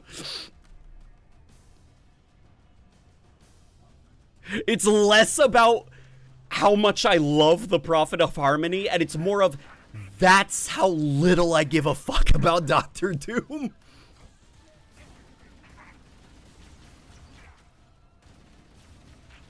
I don't care if he like completely rewrote reality or whatever. Like, comic books are fake. They can do whatever they want. Somebody really liked Doctor Doom and was like, stop making fun of me. I'm gonna make my character in the green hood and the metal suit of armor cool. Eating M&Ms right now. You do not think that idiot Saturday morning monologuing prophet is cooler. I didn't say he's cooler. I just said I care about him way more than I care about Doctor Doom. It's not me elevating the Prophet of Harmony. That's how little I think about Doctor Doom. I only like Spider-Man. He's like SpongeBob.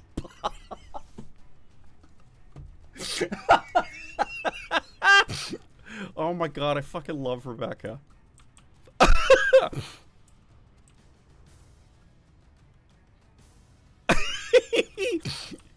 See, that's like a quote, you know?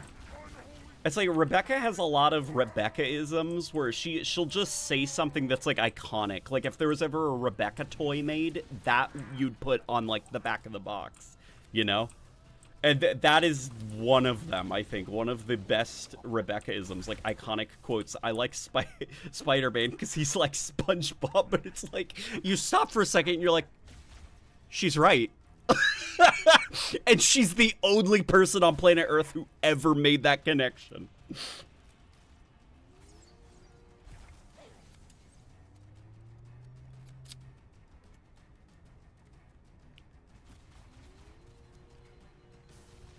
He's partially inspired by Vader, but Vader ate his lunch. Well, yeah, Darth Vader is cool. Doctor Doom's a fucking nerd in knight armor, and that was too lame, so they also put a fucking green cloak on him. So now he just looks like a loser in a knight armor who has a cape.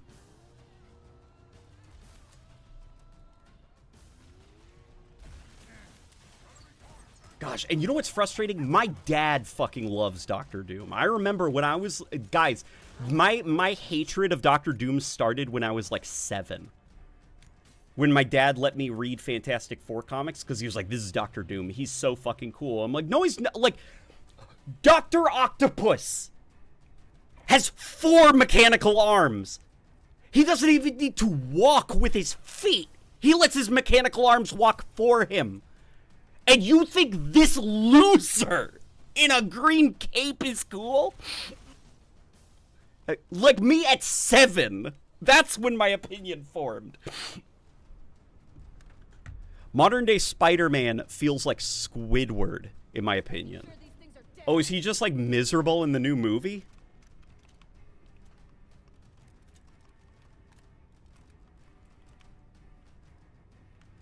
You could not convince me that Doom's drip is immaculate. The armor and cloak combo always looks dope. See Dark Angels from 40K. I'm gonna have to check them out.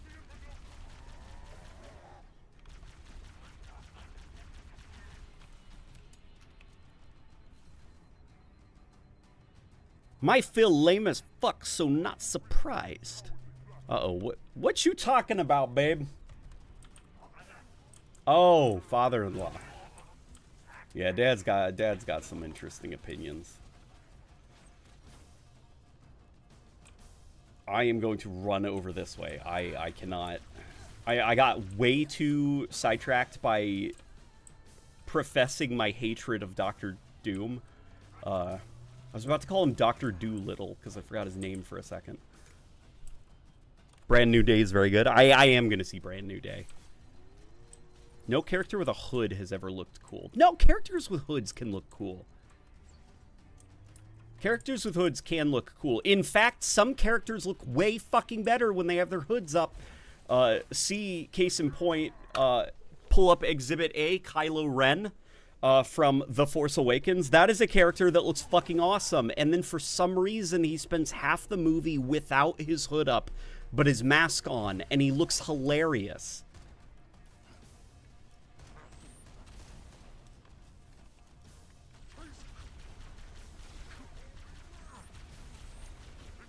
Like, Kylo Ren, it should have been like a mandate at Disney that, like, as long as he has that mask on, he cannot take off his hood. Because the mask looks hilarious when the hood is down.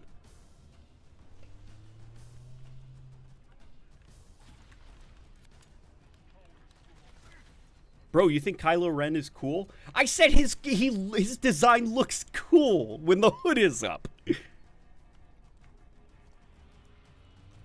In that they always put him through the ringer and keep denying him happiness, particularly meaningful relationships. Curse One, More Day, also Doc Ock.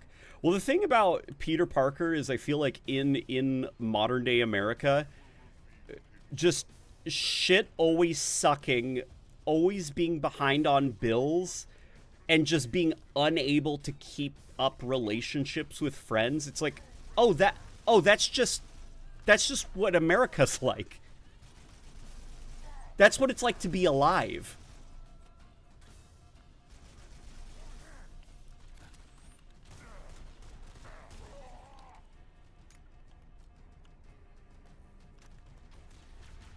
Remember when Master Chief had a hood on in that Halo 5 level?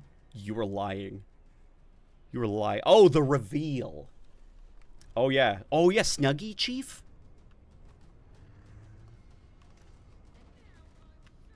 Doom 2016 is better than Doctor Doom. I agree. I completely agree. The video game Doom from 2016 is better than the character, the fictional character Doctor Doom, the dictator of Latveria. Is that what it is? I fuck with Snuggly Chief Heavy OD. He's cozy as fuck, and I respect that. Rebecca, when we came back from, it was Halo Fest, I think. When we came back from Halo Fest, she fucking found Snuggie Chief on, somewhere and ordered it. And I didn't even know she had done that. Like, she bought that of her own free will, and so she's got, like a dollhouse somewhere with characters that she's collected, and you better believe that Master Chief is living it up in the dollhouse. Snuggie Master Chief. He's the only boy that's invited. Oh, hi, Mr. LNG. What do you think about the Sacristan Order aesthetics in the Combat Evolved remake prequel missions? Thanks, Rilo. I know who you are, Rilo. How you doing, man? The Sacristan Order, I think they look pretty fucking cool. I think that there is a danger of they're juggling a couple of different aesthetics. And I think for Campaign Evolved, because it is reusing so many different assets and there aren't actually a lot of original assets that are done outside of the labs. Like if you look at the pearly white stuff, you know, all of that is actually just reused geo from the base missions, and you probably wouldn't know that because they disguised them really well. Like, it's all truth and reconciliation rooms, and then they just painted them white and gave plants and stuff. The Sacristan Order, they love to experiment with genetics. They also seem super religious and almost like Roman-like, you know, with like the white coloring and stuff. But then there's the laboratories where you've got like crackling lightning and pipes that are exposed in the ceiling and stuff. You know, the brutes I keep mentioning, they've got like, you know, surgery scars and like pipes in them. Like it's clearly supposed to be like Frankenstein's monster type stuff. And I do think that they're going to have to decide on solidifying some of those ideas and really leaning into some of those ideas, like the Roman aesthetic stuff and the genetic science experiment stuff, because I think a lot of it is kind of subdued in the remake, if that makes sense. What's going on? Oh shit, cut. Emoji game. Are you not a fan of Knight Armor, or is it the combination with the hood that made you dislike Dr. Doom's design? I think it's just that as a kid, I fucked really hard with characters that had, like, accessories. Like, Doc Ock is fucking awesome. I wish that I had Dr. Octopus's mechanical arms, you know? Like, could you fucking imagine that? Like, the metal arms? Like, that shit's cool. That's like... You know how, like, little boys love trains? Like, Doc Ock was basically a person train to me. I was obsessed with him. Vulture's... He's okay. Rhino... He's okay. But Doc Ock was fucking awesome. And Dr. Doom, when I saw Dr. Doom, I was like, he's just a guy. He's just a guy. I could wrap myself in tinfoil and a green blanket, and I would basically be Dr. Doom. I cannot, however, be Dr. Octopus. And I think that's as a kid. And then it kind of like, I never reconciled with like, well, now I'm older. What do I think of Dr. Doom now? Because I was always just like, nope, Dr. Doom gone, like deleted. Like interest is gone from my mind for the rest of my life. And so that like weird irrational hatred of Dr. Doom persists into adulthood, where I'm like, man, they think the lamest fucking villain in Marvel Comics is gonna get me back into the theaters? Hell nah.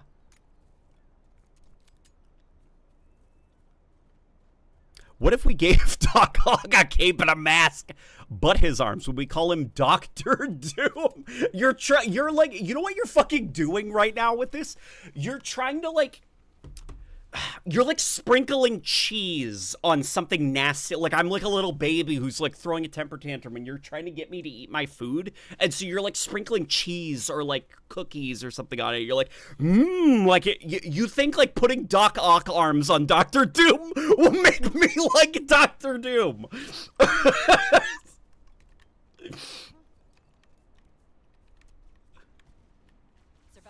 See, now you're speaking my language. Okay, Rebecca is conversing with the folk. Don't let your dreams be dreams. A person train, so a transformer? No, that's very different. That would be Astro Train, and I also like Astro Train. Lamest. The wheel is right there. Oh yeah, I forgot about the fucking wheel. The wheel.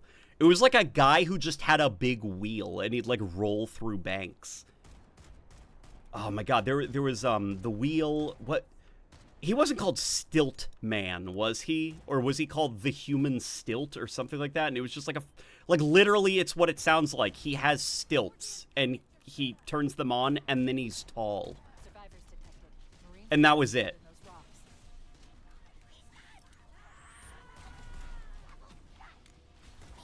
What does Dr. Doom do? Is he just like a fucking sorcerer or something? Does he, like, magic? Big wheel. Say it right. Big wheel. Megatron has more aura. Megatron has so much aura. Are you kidding me? It is Stilt Man? Okay.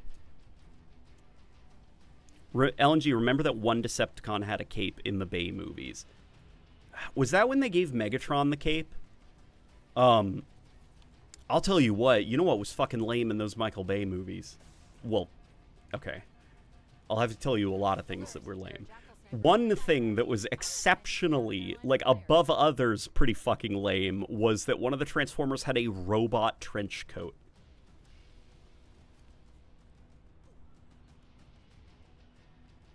And then another robot had, he, like, smoked a robot cigar.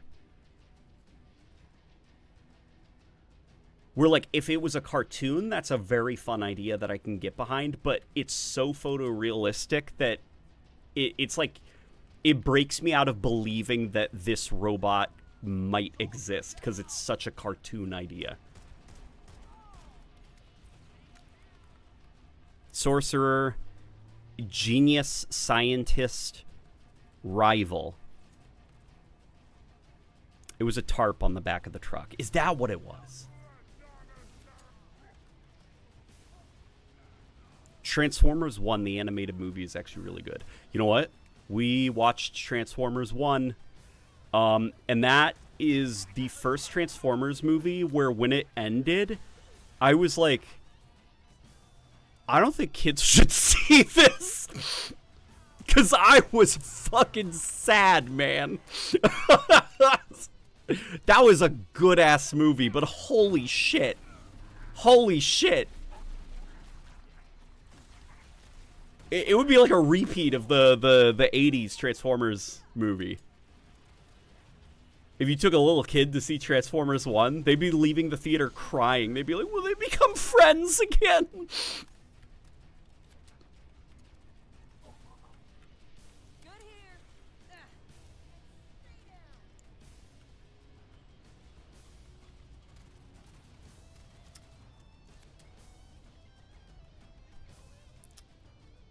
Dr. Doom is an aura farmer himself, but he can actually have the receipts. He is more advanced than Iron Man, as smart as Mr. Fantastic, but has a Marty O'Donnell level ego and the level of magic of Doctor Strange. See, to me, that, man, that just sounds like it's like a little kid piling on like excuses for why you can't defeat his character. Like, he's smarter than Iron Man, and his magic's better than Doctor Strange.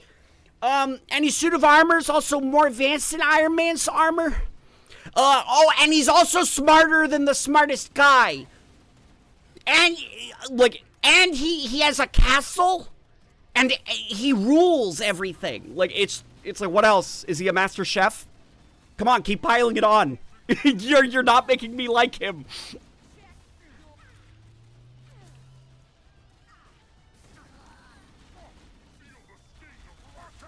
What's going on, Kiki?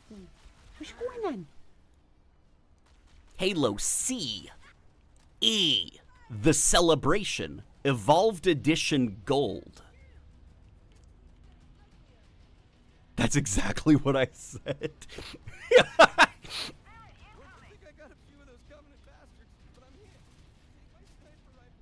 We need a Minister of Harmony spinoff. See, now that's a fucking character.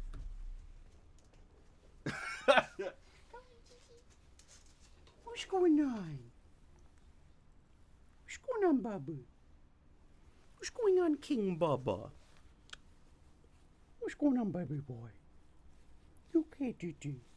Mwah. All right.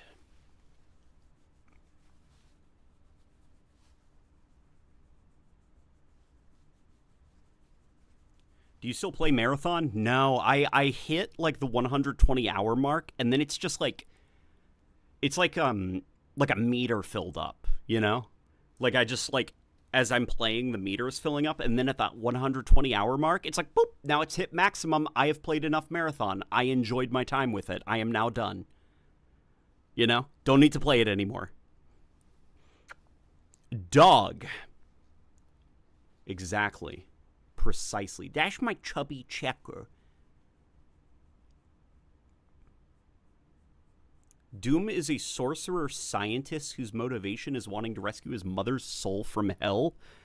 Okay, you know what? Okay, hang on. If I was a dog, my ear perked up a little bit. That sounds silly. Tell me more.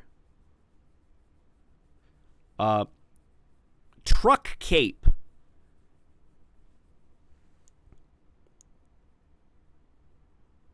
That's a good pupper. Yeah, he is. He's a Shih Tzu. You know what's fucking awesome about Shih Tzus? They're hypoallergenic, so he does not shed. And he's a toy breed, so like this is just it. Like he's not going to get bigger than this. So he just looks like a teddy bear. He doesn't breed, looks like a teddy bear, is small and easy to play with, but is a dog, you know, so he loves to play, he loves to fetch and stuff. It's just like God, the Chinese, man. Like they like distilled everything perfect into a single breed.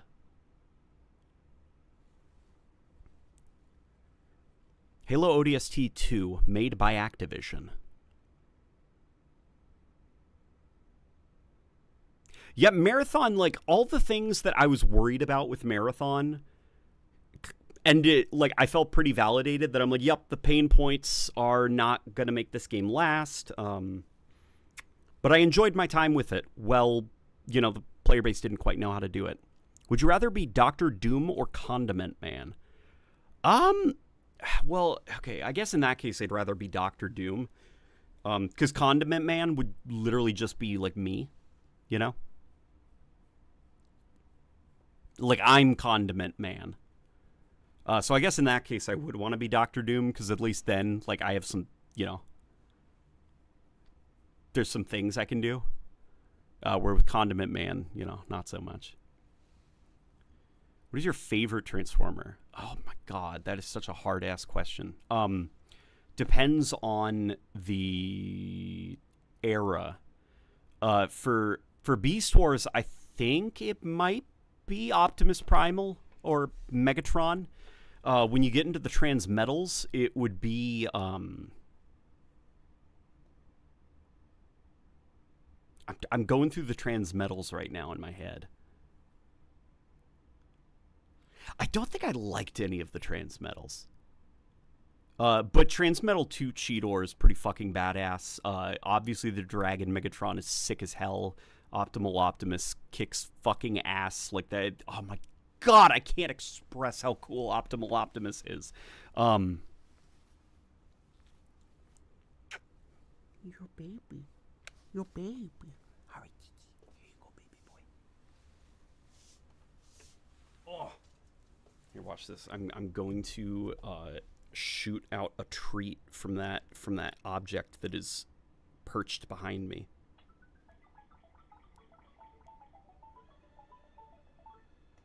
Here it comes. There we go. Just see Jazz, bro. See on the answer. Ironically, the rumor of Sledgehammer Games being involved in a Halo multiplayer are true. I'm cautiously optimistic. They've wanted Advanced Warfare for 2 years. They'd give us the Halo 5 multiplayer successor. Would they? Because if they were working on a Halo game, I don't think they'd make it... They'd probably want to make it something that is more traditionally Halo. I don't think they'd use it as a vehicle to make something different, you know? Because if you're in the Call of Duty, like, salt mines, you know, and you have to make Call of Duty over and over and over, if you were given the opportunity to work on a Halo game, you'd probably not want to make the Halo game feel like Call of Duty, you know? You'd want to use it as an excuse to make something super Halo-y. That's something Devin actually talked to us about. The Combat Evolved Anniversary dude, if he's still here. He is! Sauce Swapper would be a pretty formidable foe for the Condiment Man. Hell yeah. Yeah, but Devin was saying that, surprisingly, the community would be shocked to learn that a lot of COD developers, they don't, like, for them, Call of Duty is a gig.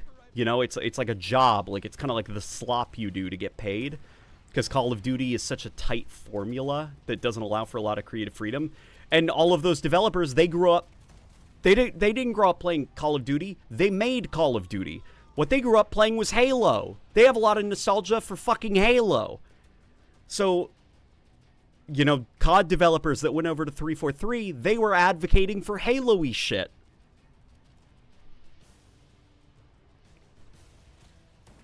Oh boy. Oh boy, this elite's gonna fuck me up. That elite was probably a fan of Dr. Doom. Starscream will always be the best. Yeah, Starscream is pretty fucking great. Generation 1 Starscream's great. Generation 1... God, all the Generation 1 characters are great. Especially Optimus Prime. Remember Optimus Prime played basketball in Generation 1?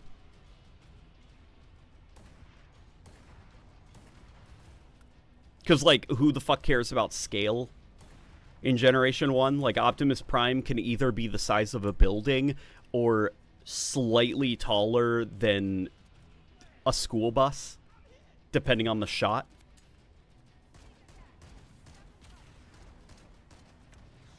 Oh, boy. Oh, that's going to kill them. No survivors. Oops. Lair just said there's a Dr. Doom Halo collab. I don't believe him. I think he's lying. I think Laird is lying, and I think he knows he's lying. Starscream will always be the best. Yeah, Starscream. Starscream is fucking awesome. Armada Starscream is also pretty fucking cool.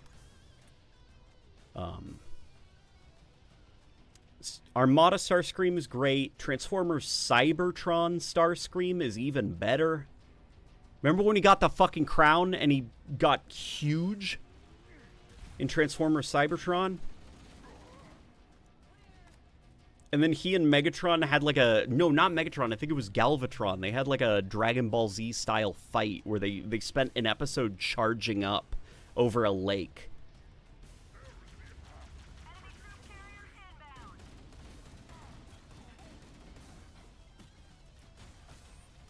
Who, Larry?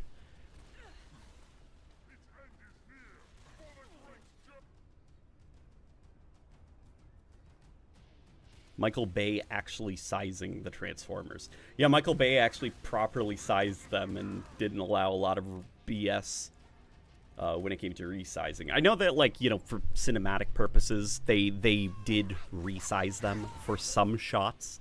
You'll notice, you know, look at the car parts. There's a couple shots where Optimus looks a little bit bigger than maybe he should be, but it's done for, like, you know, dramatic effect and stuff, and it's done with a cinematic eye.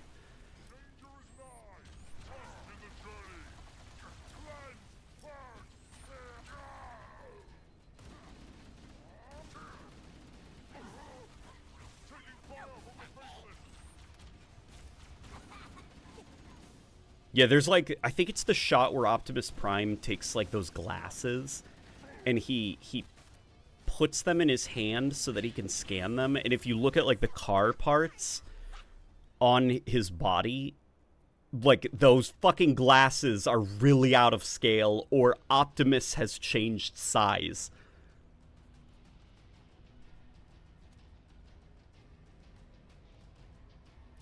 Michael Bay created the popular Bay seasoning for seafood, says Rebecca. Larry the Lobster, he's busy. Dr. Doom would make the 343 era Halo games fight each other to exist in the multiverse. That would be fucking awesome, actually. That would actually be cool. Could you, oh my god, could you imagine, like, rather than this multiverse shit, what if it was Halo games versing each other?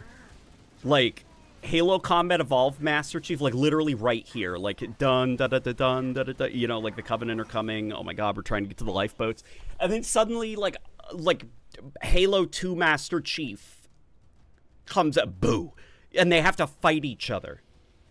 And then fucking Halo 4 Master Chief gets yanked out of some plot point, and they all have to beat the snot out of each other.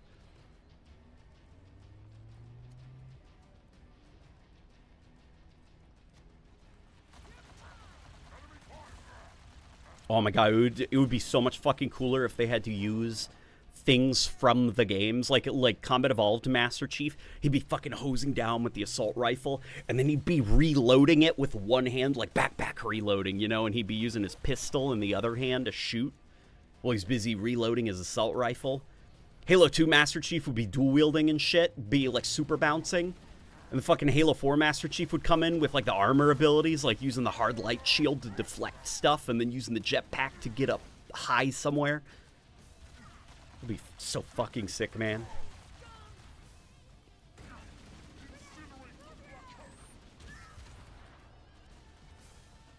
Yeah, we went to Michael Bay this weekend. Rebecca's being silly.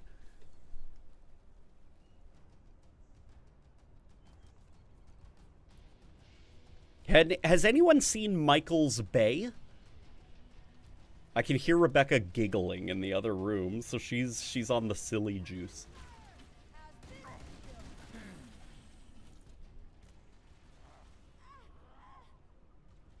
I'm having too much fun. I'm like, I've got the fucking assault rifle for some reason, and a plasma pistol as my weapon. I've wasted all of my shots with the sniper rifle because I'm too entertained by these covers.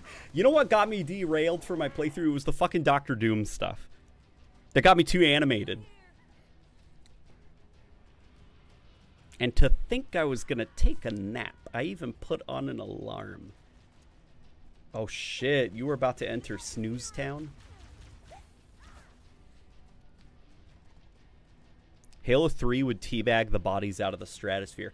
I feel like Halo 3 Master Chief would make his entrance known by fucking blinding everyone with a flare. Like, everyone would be like, oh, what is that? It's brighter than the sun. And then it would just be dun dun dun dun dun. And Master Chief from Halo 3 would be sitting there.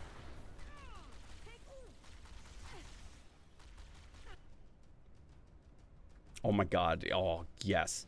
And then they'd in the distance, on like a cliff somewhere, would be a cloaked figure, and he'd be holding the fucking Cortana chip, and then he'd grip it tight. The hood would pull back, and it's fucking Halo 5 Master Chief, and then he throws off his cloak and fucking ground pounds into the battle and starts fighting them all too. I'm telling you, man. There's a good idea there. Yeah, I don't know where, but it's there. Need a new vantage point. Smash Bros. Halo Edition. Could you imagine a fucking Smash Bros. Game, but it's like the only character is like Master Chief variant. Like your only fighter is Master Chief. But it's a Master Chief from different Halo games, so he'd have different armors, different animations, different play styles.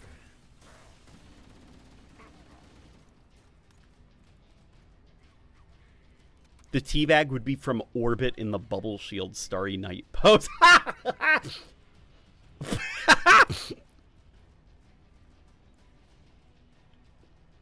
Not yet. Oh my god, then he does a fucking crazy orbital teabag.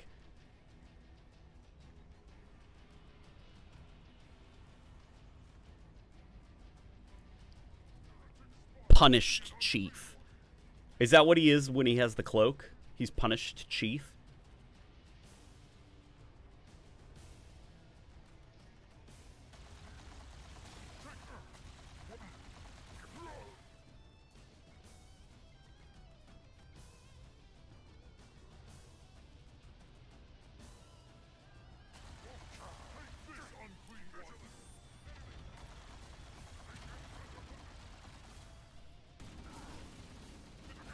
You know who's another comic book character that I just, like, you can't make me think that this character is cool? Aquaman.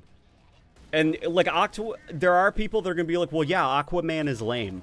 But there has been an effort by DC, from what I understand, over the last couple of decades to make Aquaman cool.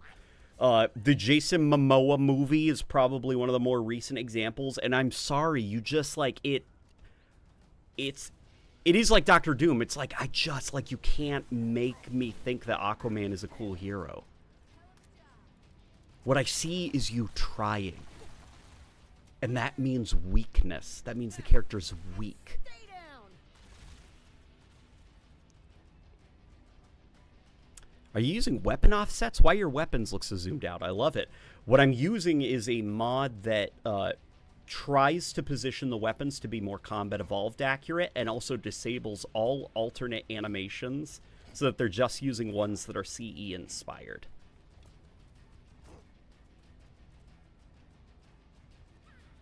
Aquaman is actually pretty cool, especially if you read the older comics. Man, I'm not going to get into Aquaman. Like, Doc Ock or Aquaman?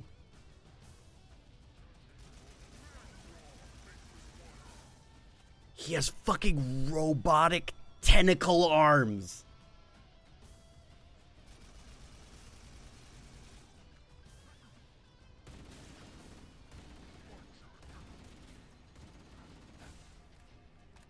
You know which version of Doc Ock was fucking awesome? Which was so goddamn cool? The Doc Ock from the... You know, maybe it's not that I hate Dr. Doom. I'm just realizing now. Maybe it's just that I'm autistic and I thought Doc Ock was cool. And so I didn't care about anyone else.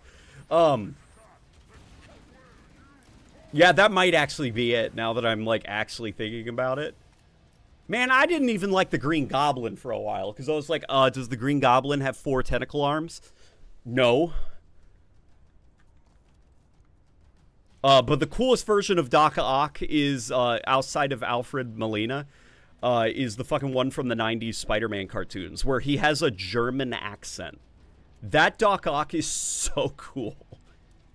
And it's insane to me that they haven't, like, revisited that idea of really making him an egotistical, like mad scientist type, complete with the German accent.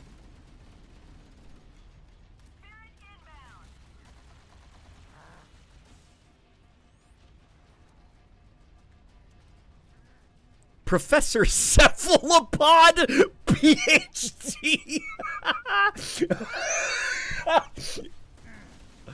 Oh my god, that's fucking awesome. Professor Cephalopod.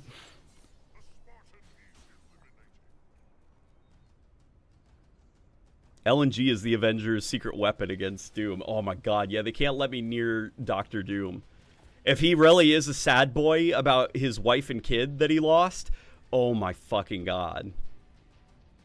I'd be so mean. I'd be so ruthless. Although if Dr. Doom is as powerful as you guys claim he is, I'd be fucking roasting him, and then he would probably just like kill me with a well-formed thought. Right? Like he'd just stare at me, and then my remains would be smeared across the surface of the moon. If he's as powerful as you guys claim he is. Simon Gleeks is glasses.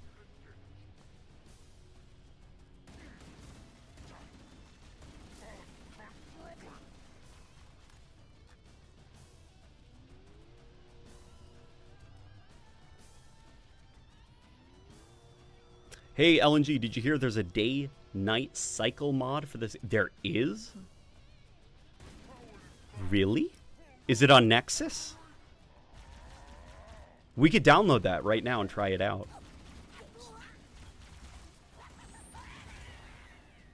Oh boy. Let's get out of here. I assume it'll look like... It probably will not look very good. You know, because, like, lighting, shadow placement, like, they're not just done because, like, they have a very specific purpose. Who the fuck is Gleeks? Glupshitto's cousin.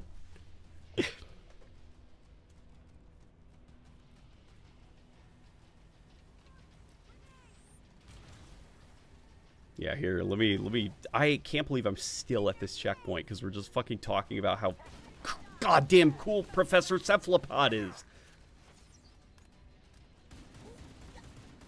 Yeah, it might not be that Dr. Doom is lame. It might just be that, like, as a kid, fuck, man, I love Doc Ock. Like, oh my god, Dr. Octopus is my favorite Spider-Man villain. Easily. Easily my favorite Spider-Man villain, and probably my favorite superhero villain. Though for some fucking reason as a kid, I started to really like Mysterio. And I think what warmed me up to the idea, what was like the sprinkling cookies on like the whatever that I didn't want to eat, that got me to be like, okay, maybe Mysterio cool too. Was the Sam Raimi Spider-Man game. Because that version of Mysterio was hilarious.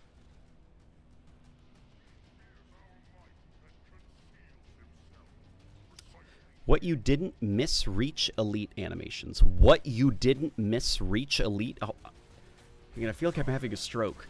What you didn't miss Reach Elite animations? I mean, what did you not miss about them? Is that what you mean?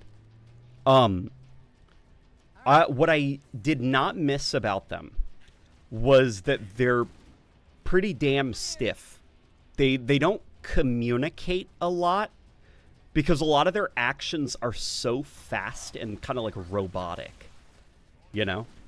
Like, what's he doing? What's he planning? You don't really know. He just immediately does it. Like, his dodges aren't very telegraphed. They're very fast. You don't really know when he's about to back up, maybe do a roll, maybe do a melee. It's just they're very hard to read. And coming off of Halo Infinite, it makes them very jarring, because Halo Infinite's elites actually were pretty damn expressive.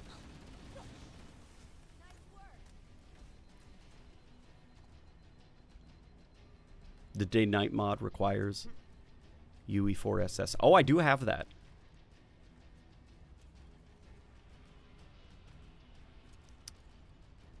Green Glider Man is my autism. The Green Goblin?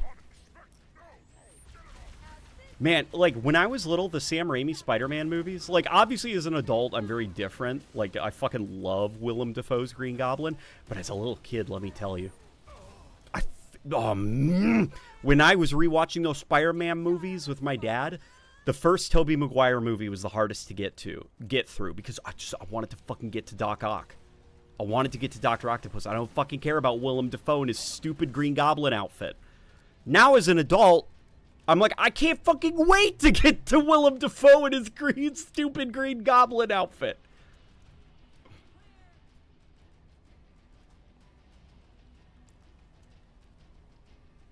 What is going on? I hear Rebecca giggling, and then I look at the chat, and there's... Anyone here can gleek? I had my Venom phase. I had my Venom phase, too. Believe it or not, I had a Doctor Doom view of Venom as a kid, where I was like, Venom's stupid. He's just a monster. He's just like his thing is that he has teeth and a tongue. Venom sucks. And then I saw Tobey Maguire's Spider-Man 3, and I was like, oh, Venom's cool. Yeah, I like Spider-Man 3. And then I was like, oh, okay, you know what? Venom's pretty cool.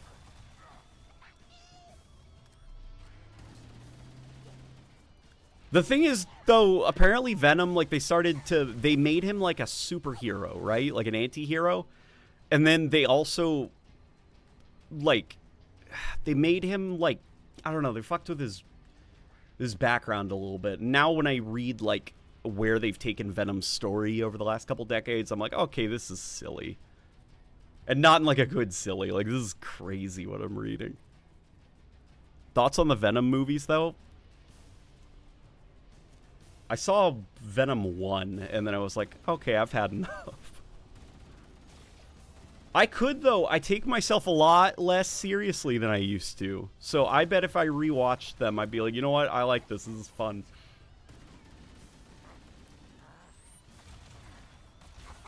I remember being too annoyed, like, hating Sony and hating all the changes that they made to Venom for that movie to get around the fact that they couldn't use Spider-Man. But I bet now I could rewatch that Venom movie. I'd be like, this is silly and fun. I like it.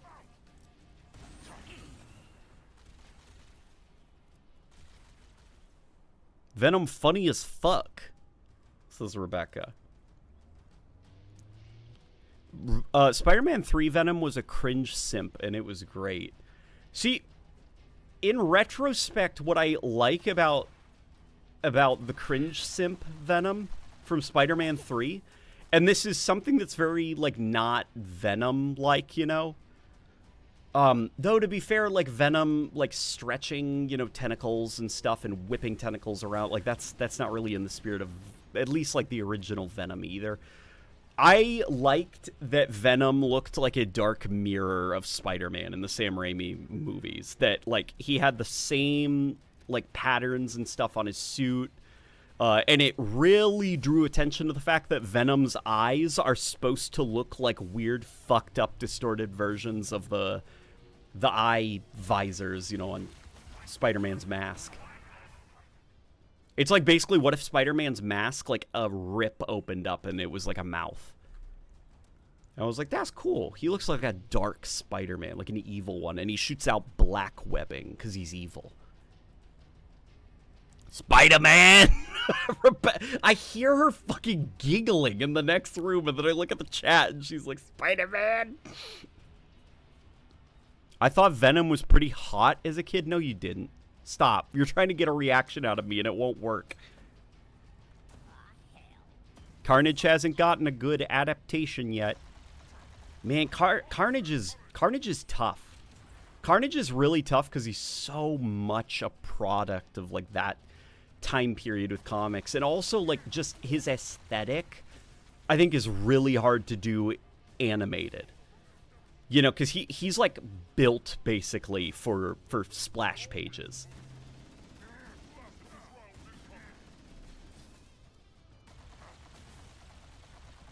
I think Carnage would work really fucking... So, you know in, like, JoJo's Bizarre Adventure, like, the anime adaptation, like, they would try to kind of replicate some of the iconic moments from the comics by kind of holding on those poses and then adding, you know, like, little animated elements and stuff. That's actually what inspired some of my editing. It was watching JoJo's Bizarre Adventure. But, that, like, JoJo's Bizarre Adventure style animation, like, having random slow-mo shots, random, like, pauses on really crazy-looking poses. That would work, I think, for Carnage. You could get him moving in a format like that, and it would look cool.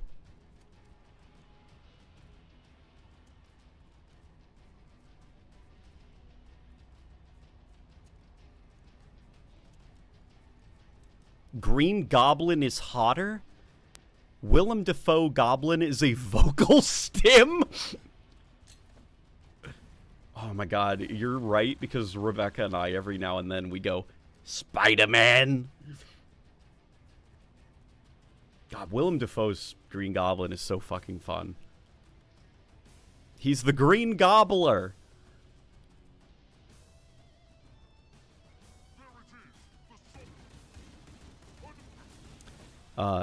Fun fact, Carnage is the new Marvel fighting game. In the new Marvel fighting game is the voice of Freddy Fazbear. Is that true?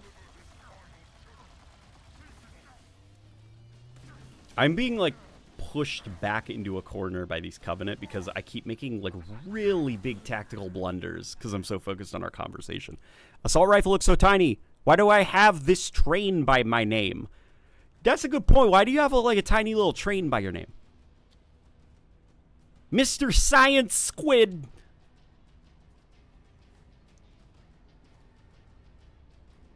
We could rule this Halo ring, Spider-Man.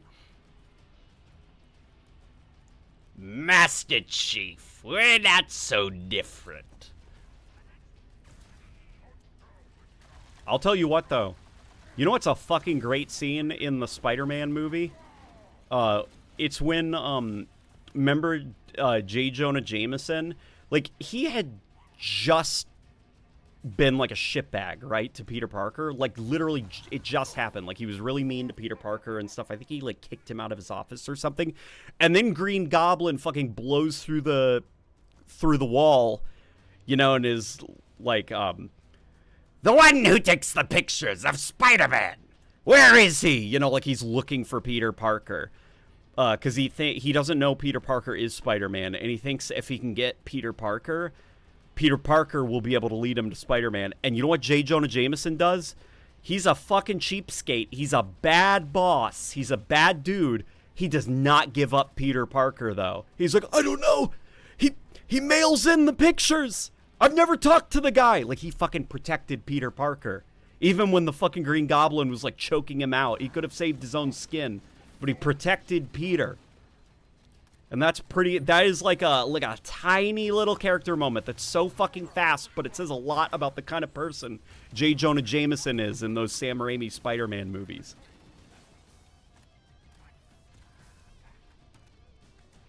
Yeah, he talks through the email.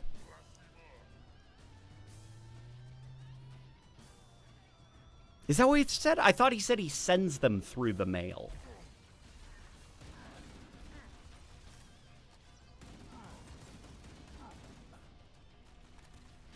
Hell yeah, that's what integrity looks like. Yeah, that's like, that tells you that, like, J. Jonah Jameson, like, he's like a fucking goblin man. And like a fucking shitty ass person, like, but there is good in him. He's a jerk, but not a monster. That's a great way to put it. Yeah, like, he's an asshole, but he's not a monster.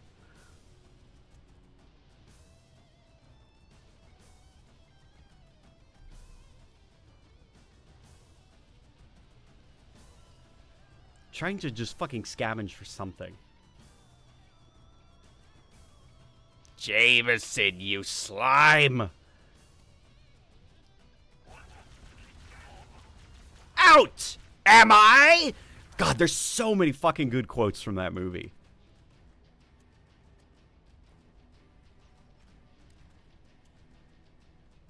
He just doesn't like vigilantes, that's it.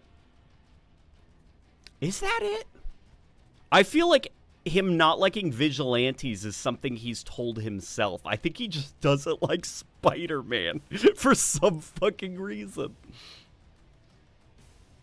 Like, his hatred of Spider-Man is so damn personal that I don't know if I believe that it's that he doesn't like vigilantes.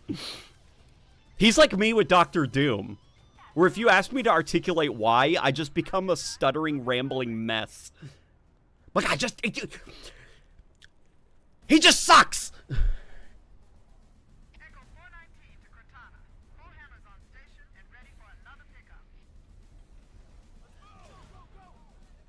You've been on this level for almost 3 hours. Stop. No, I haven't. Have I? Also, when he turns those people into skeletons. Oh, yeah, when he throws out his little pumpkin bomb, and it turns that group, what were they, the board members, into a bunch of cartoon skeletons, and they fall to the ground. God. Oh, my God, the Spider-Man movie's so good.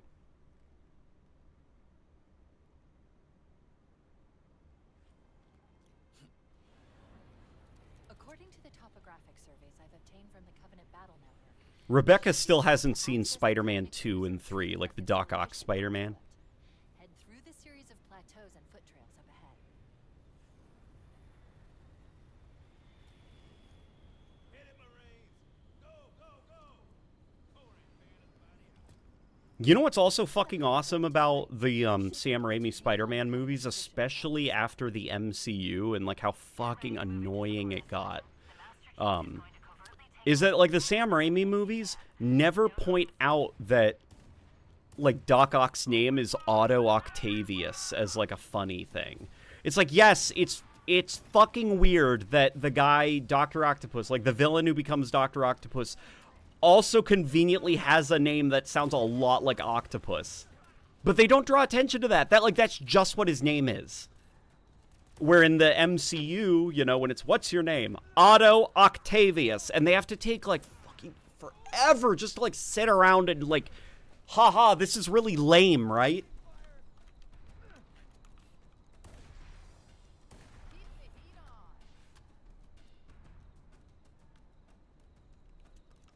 Clear. The power of the sun in the palm of my hand. Yeah, good-ass movie.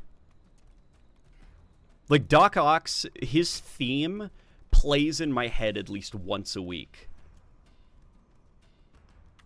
And as well as the fucking shot of him standing in front of the bank vault in the trench coat and the glasses, and he just fucking rips the back off his trench coat, and the fucking arms come out, and he yanks the safe. Oh my god. God, Spider-Man 2 is such a good-ass movie. I love Doc Ock. He's so awesome.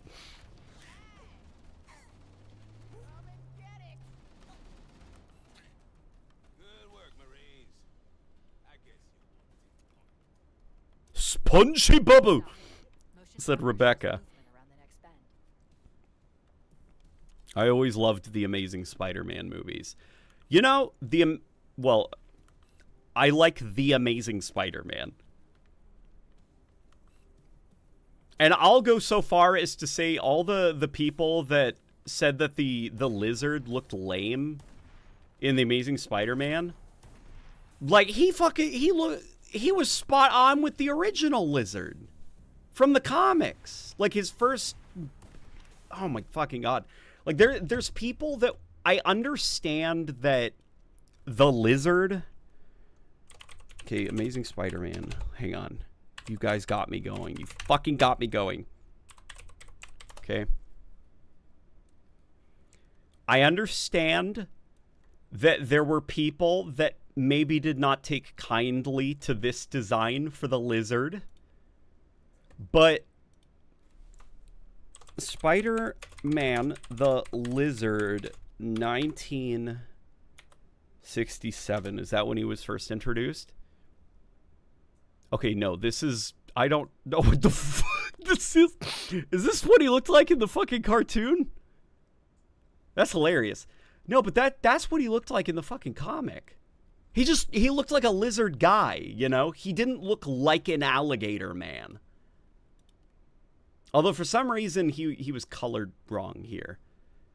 So, as somebody who read these original ones, when I saw The Amazing Spider-Man in the theater, I was like, oh, that's cool. They didn't go like the crocodile like snout thing. They tried to make him kind of look like his original incarnation from the comic. That's cool. But then everyone got mad.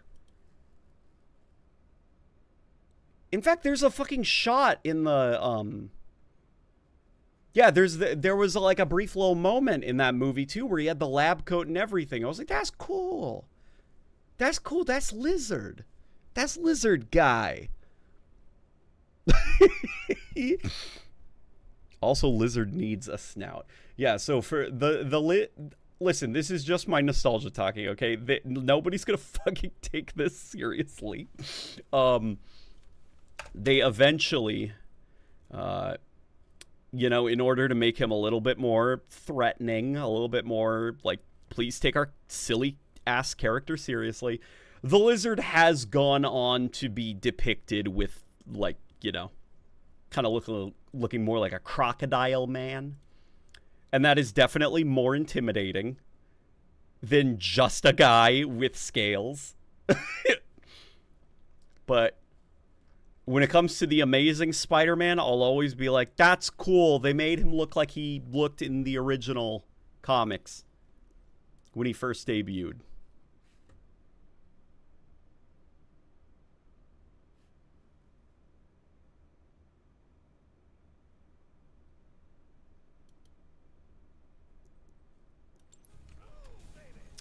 Truly the best of character designs. Yeah, well, okay. Back in the 1960s and 50s, superheroes were, you know, they had to be written and drawn quick. They had to be written and drawn cheap. They had to be incredibly simple because they were aimed at children. Like, insanely simple. And fucking kids back then, they were, you know, America was a lot more, like, sheltered and naive, I guess you could say, about the world. So, you know, things are going to be a little bit softer, a little bit cuddlier.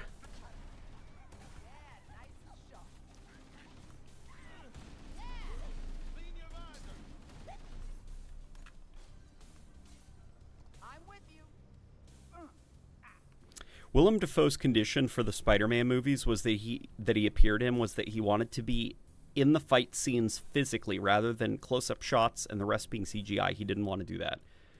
That respect, man.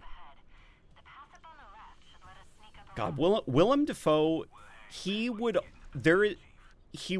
brilliant as the Green Goblin, and there is also a universe out there where he would have made a brilliant Joker. It's actually kind of like nuts that he's never been cast as the Joker, because that's an obvious slam dunk casting choice. Maybe there's concern that he would be too similar to the Green Goblin. Oh, the comics code. You're right. You're right. I forgot about that. That's what the fuck happened to comics. Yeah, you're right. You're right. Forgive me. I forgot about the comics code. Cortana to Fire Team Charlie. Move up on the left. You should be able to flank the enemy. Affirmative. Moving up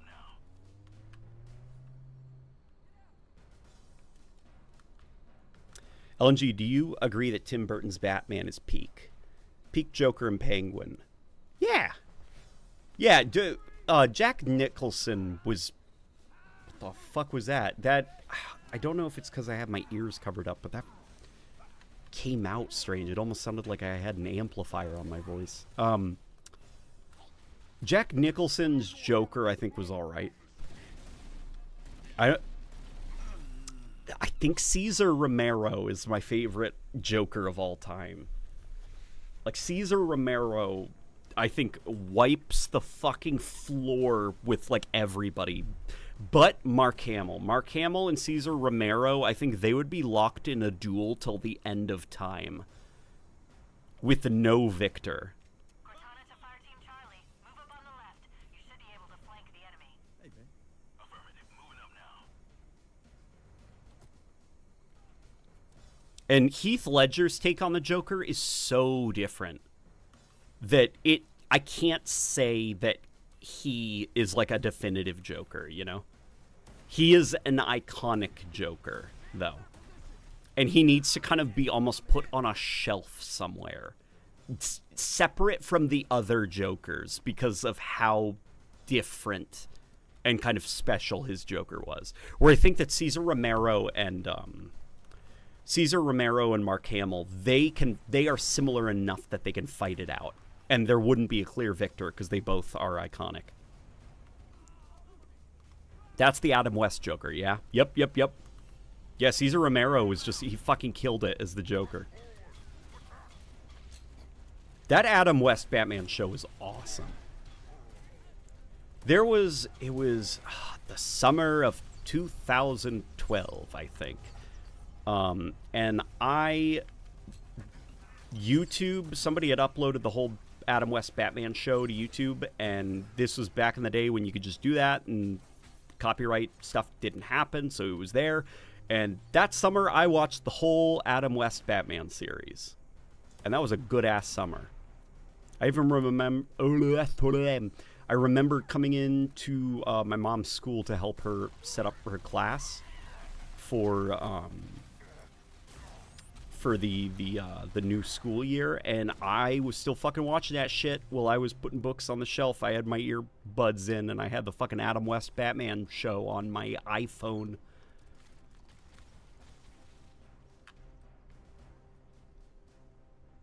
Hey, Late Night, playing Campaign Evolved with a friend, having a blast, mixed on most of the game, but the second half genuinely feels like some love and effort was put into it. I think a majority of this game has love and effort put into it. Like, it's obviously rough around the edges, and I don't think that you need leaks, to tell you that this development was probably a shit show, and it's like a miracle that we even have something playable. But there's enough here to where it's like a perfectly fun way to replay the original Halo game, I feel like it's okay that it exists, and it is easy to have fun with.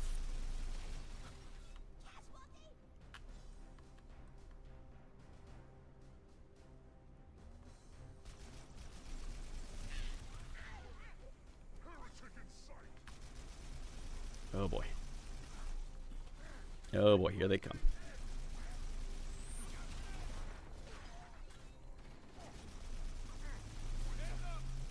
Somebody said, when's the last time you used the Needler on Legendary? You seeing this shit? You seeing this shit? You seeing this Needler shit? Never hurts to be sure.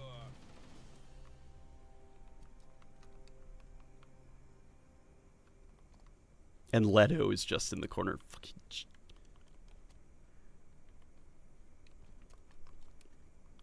We will not bring up that version of the Joker.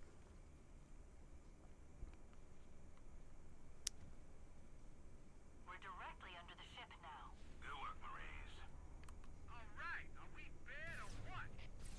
Mother of God. I never thought I'd get this close to one of these things.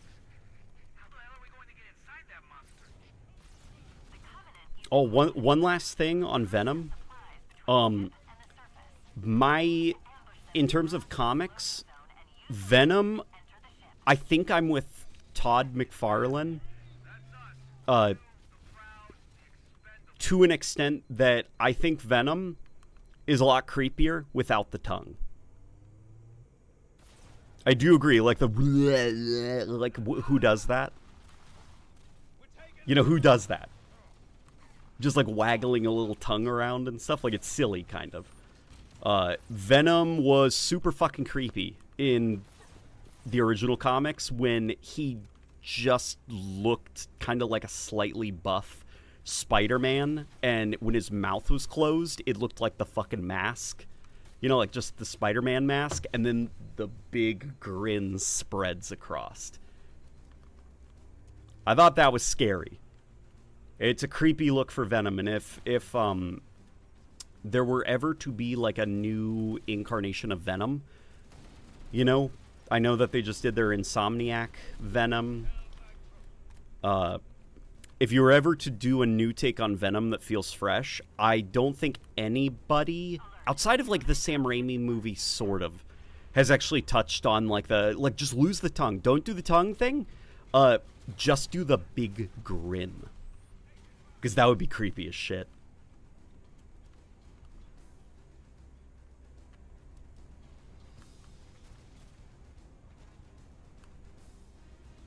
It's kind of funny how fucked Halo is forever. Like, it will never be good again because under Microsoft it simply cannot be.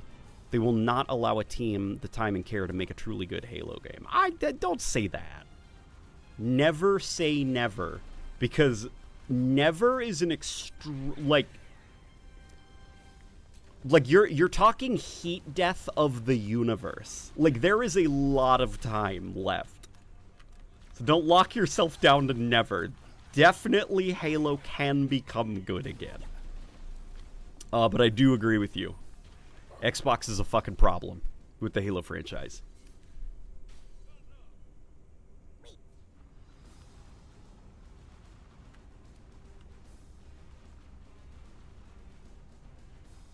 Did you see someone's making a mod campaign for MCC based on the Mona Lisa? I did see that. I have not had time to sit down and play it. Also, I'm waiting for, like, you know, more work to be done on it. But I did see that.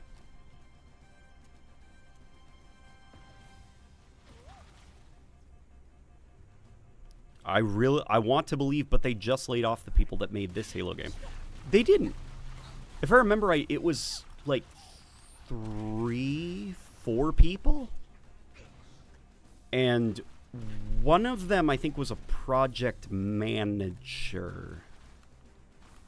And a couple more, I believe. People saw that a couple of people said on LinkedIn that their time was up at Halo Studios, and they thought, oh boy, here we go. It's like the trauma response of, here we go again, more layoffs. Like, but it didn't seem like people got fired.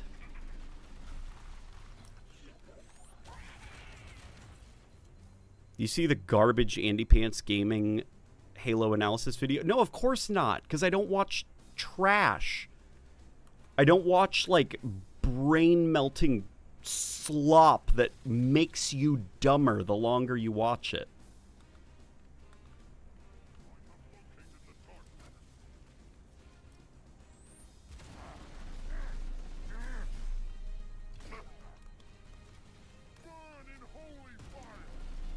No, I see. I gotta watch like my cortisol levels. Like I wanna be nice. I wanna be peaceful. I want to feel, you know, healthy. I want to have like a more healthy outlook on life, even when it comes to criticism and stuff. So, you know, trash like that Andy Pants, fucking whatever the fuck his name is, talentless hack. I don't watch shit like that because that just puts me in a bad mood because it's like obvious that the guy is not operating in good faith. He's grifting. He is profiting off of keeping people angry, which requires him to be artificially creating drama where there is none. It can't just be that, fuck, the game wasn't that good. It has to know, like, the DEI, whatever, woke ruined the world, and they are the reason I can't pay my bills. Like, it has to be, like, the most fucking over-the-top thing in the world that is disconnected from reality, and it just puts you in a bad mood. I stay far away from that shit, and I'm happier for it.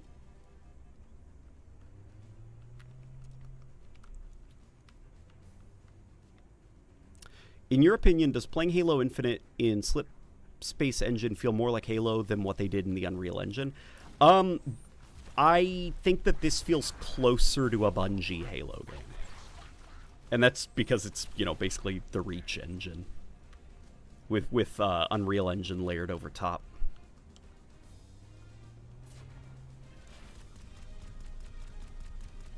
Like, there is a lot in Slip Space's version of the Halo engine that was actually, like, lost. Just little characteristics, little things about the way it feels, the way aiming feels, that were lost that I missed, and now they are back in this game.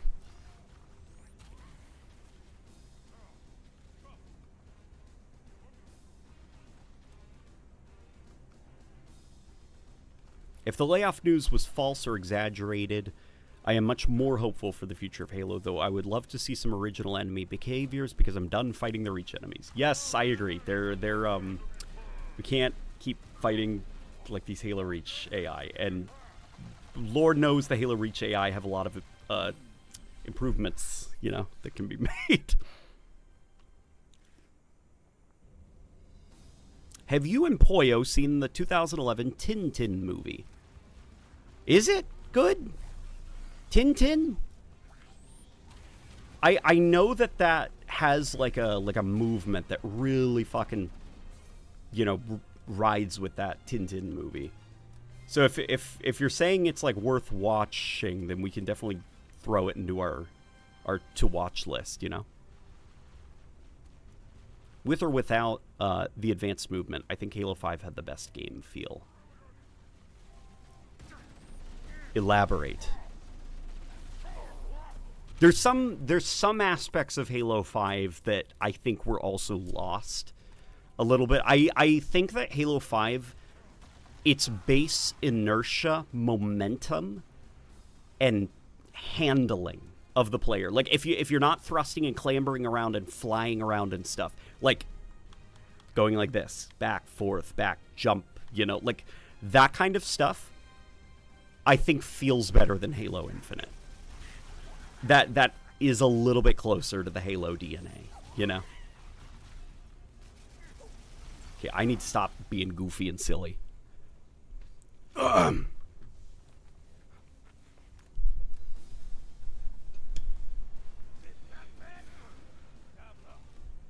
Why do the ragdolls in this game love to give Chief that cross-legged death pose so much? I can't tell if they did it as a joke. It's possible that it was done because it's hilarious looking and it was left on purpose. They didn't lock the legs so that when they're straight, that's it. Like, they can't go any further. So the legs can literally pendulum swing. You know, like it's like knees don't exist, basically. And that's why Chief does that cross leg things so much.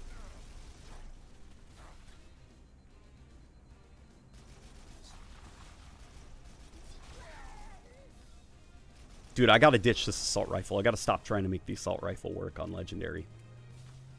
Man, I was ready to be like, fuck the assault rifle in this game, because I thought it was way too powerful. Like, I knew that it was bugged, but I was thinking, I think it's too powerful, even if it was fixed. But now that I'm playing around with it, I'm like, well, on Legendary, it's getting me killed more often than not.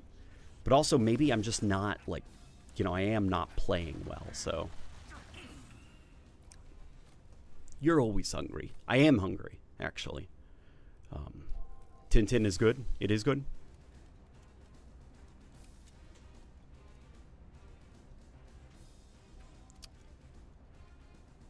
AR was great before today's patch. No, it wasn't. It was not great. It was broken. It was busted. It was bugged.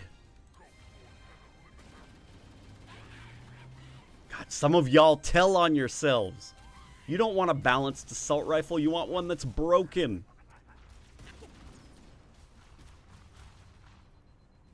So what did they do to the assault rifle? So there was a bug on the Xbox and PC version of Campaign Evolved.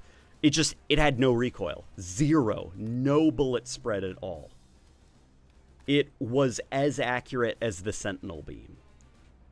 And it didn't matter if you feathered the trigger or held down the trigger, the bullets would hit the dead center of your crosshair.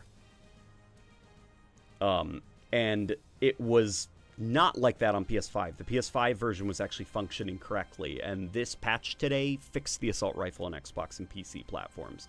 So now it has recoil again.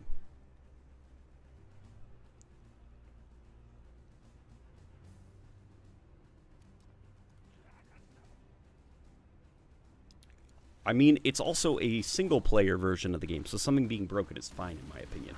You're not giving enough credit to single-player games, man. I feel like a game designer would hear that, and they'd be like, oh, okay, I guess my job's not important. Like, it's just a single-player game. It doesn't need to be balanced or intentionally designed. The reason games are good is because they're balanced.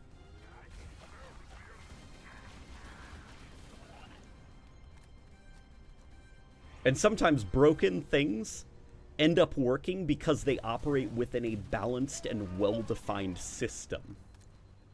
And that broken aspect of them actually adds an interesting, unique aspect to the game.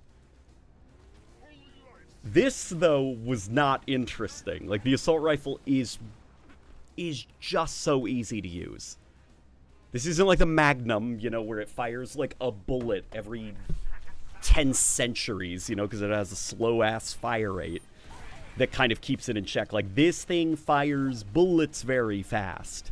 And if you eliminate the recoil and you give it basically infinite range, like, okay, well, there's, like, no gameplay at that point. Just center your crosshair, hold the trigger, and let it delete everything in front of it. Yeah, all my Marines died. Hunters, flank and hit their exposed worm bits. Yeah, something that's interesting that a lot of folk don't consider with weapon balancing in game sandboxes is sometimes making something weak will bring out interesting behaviors in a player, or allow for AI to do more interesting things. Believe it or not, there was a version of Combat Evolved that had a way more accurate assault rifle that was useful at long range. And it was a deliberate balancing choice to make it kind of only useful at close to semi-medium range. And it was because they wanted players to not just kind of, you know, they wanted players to get close to the enemies. They wanted you to be able to see the elites' faces, to be able to, you know... So that balancing choice also brought out more interesting, more proactive behaviors from players, and it made the game feel more alive as a result. And it's just because they didn't let you delete everything at long range with the fully automatic gun that's really easy to use, because all you have to do is hold down the trigger.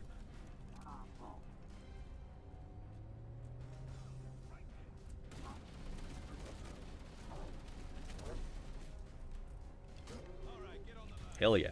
All right. Cortana to Echo 419. We've reached the gravity lift and are ready for reinforcements. Copy that, Cortana. That Cortana line just now with the hunters was painful. Destiny 2 ghost dialogue shit. Man, that's crazy. Echo 419 Oof. inbound. Clear the drop zone. We've secured the area. Let's square away the grav lift. Marines, prepare for boarding action. Once we're inside the In your ship, defense, all I've worked on in terms of games is RPGs and platforms, so the feel of balance of weapons in a first-person shooter isn't something I'm familiar with, at least anymore. Okay. If I could... I'm trying to think of a way to describe it in, like, an RPG. Like a system in an RPG that seems obtuse and doesn't feel like it makes a lot of sense, but if you were to remove it or make it way easier or less obtuse, Got a good lock on the captain's there would be an aspect of, like, player behavior that would suddenly, like, evaporate and disappear. You know what? It would be like the Poké Center. Like the Poké Center in the Pokemon games. Imagine if, like, listen, backtracking sucks. Backtracking sucks. It fucking sucks. In a Pokemon game, just after every battle, all your Pokemon are instantly healed. Don't worry, it streamlines the game. You know, quality of life feature.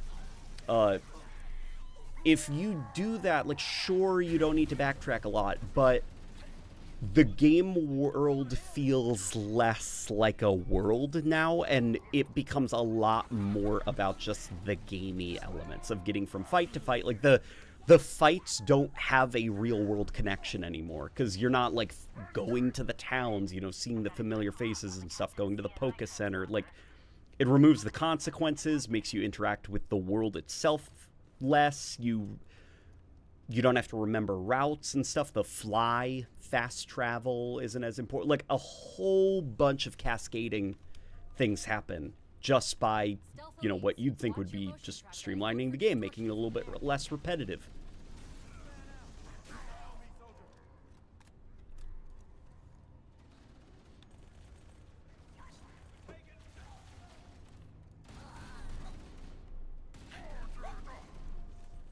Somebody probably has a better analogy.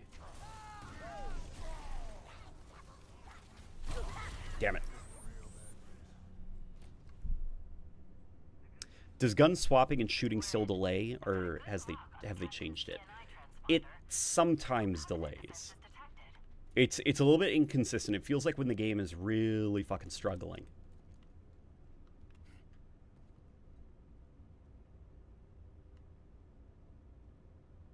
Where is he? There he is. stealth elites, watch your motion tracker and look for distortions in the air.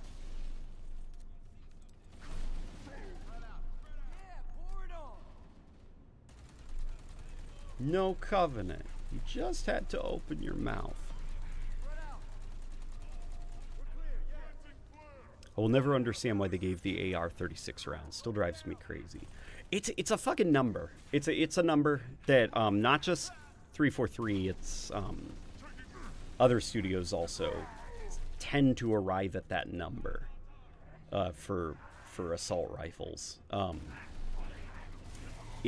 know, at least from, you know, Halo 5, from some of the devs I've spoken to, the reason that, if you remember, in Halo 5 it was 32 rounds in the beta, and then suddenly for the final game they bumped it up to 36.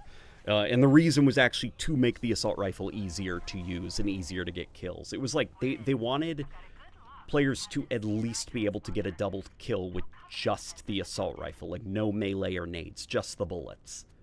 And those 4 extra bullets in the magazine were able to make the difference. It was something weird like that. I don't think that was the exact reason, but it was something weird like that.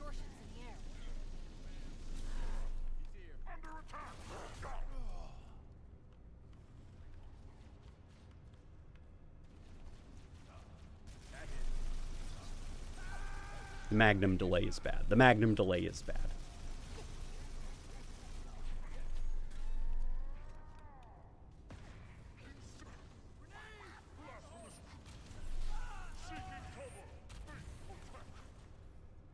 going to say Halo 5 SMG reload had more charm than the remake SMG reloads. I agree. They're also more polished in Halo 5. That's like the P90, the Space P90.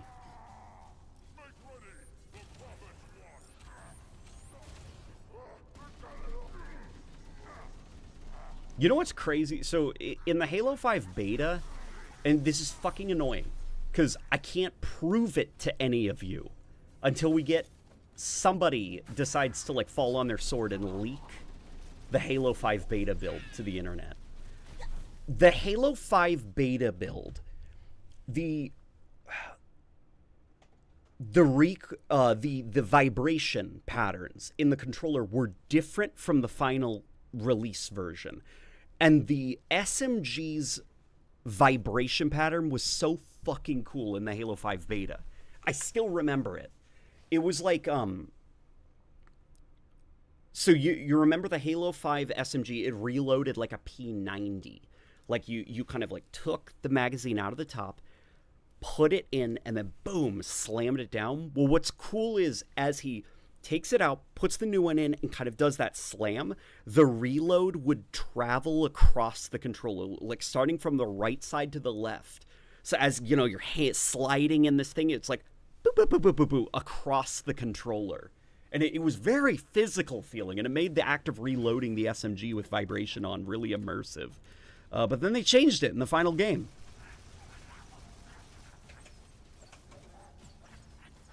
And it's just, you know, like, whole controller vibrates. Just, you know, as you magazine out, magazine in, slam. And I can't prove it. I can't prove it. I can't even double check to see if I'm misremembering. But I remember that the reloading the SMG with vibrations on during the Halo 5 beta felt fucking crazy. I've never... Yeah, the Halo 5 beta was cool.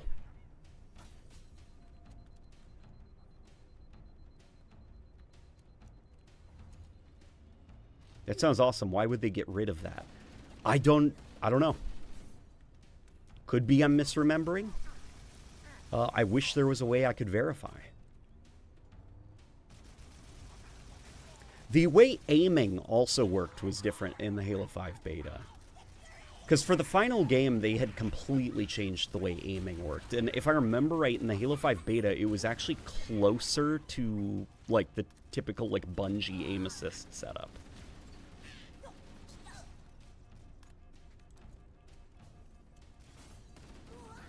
LNG, what's your opinion on the tweaked CCS design? Oh, how it looks a little bit more like a whale? I don't know. I think the original looks cooler.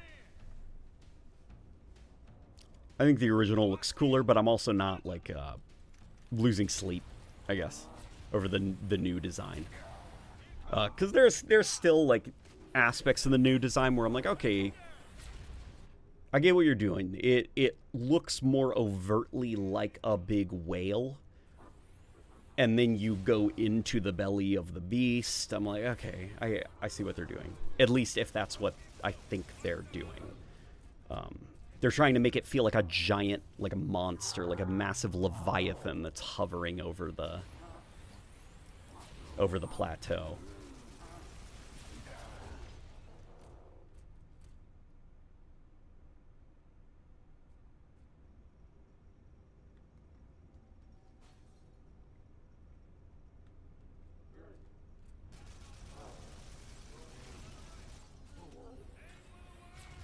Uh-oh.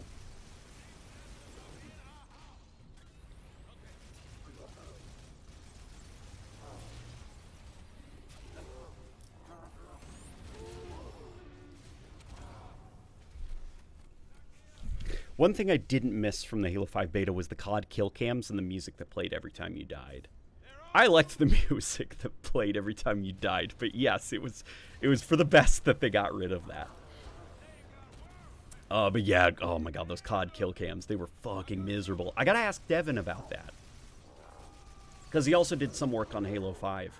And he fucking validated me. Guess what he said? If you guys go listen to the latest episode of Warthog Radio, He said that, yes, there were folk... Every Halo game he worked on over at 343, there was always some asshole that was trying to change the countdown beep, beep, boop sound. But I gotta ask Devin about Halo 5 if he remembers what the fuck was going on with the kill cams. Because if you remember, in Halo 2 Anniversary, they also tried to get the kill cams in that. And from my time with the Forerunner group, don't quote me on this, okay? Because I might be misremembering. I could have sworn that kill cams were also going to make it into Halo Infinite once upon a time. And that was like one of those things that they said they wouldn't have been able to do for launch, and they were considering pushing it back to a post-launch thing. And, you know, my feedback was just, or you could just like not make them.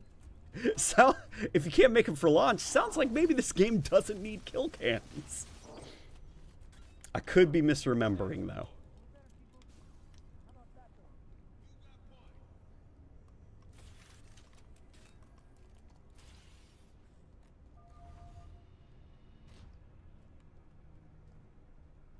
X and Y had a bad habit of healing your teams basically at specific trainer encounters. If I recall correctly, Diamond and Pearl also did that when you had a battle partner. Yeah, that shit's dumb. Like, yeah, it sucks kind of like if you don't have any potions, like going back, you know, all the fucking way to the Poke Center. But like that also gives you like a connection to the game world. It makes it feel less of like, oh, the fucking video game, you know, like video game mechanics. But next battle, go. And it does make it feel more like you're now like trekking home, you know, all kind of like bruised, you know. Get a band-aid on your shin like you were just out exploring and you got hurt and you got to run home to get some bandages. Like it gives you more of like a real connection to the game world. It makes it feel a little bit more like a real place, even though, you know, you're playing on a fucking Game Boy and it's like a bunch of sprites.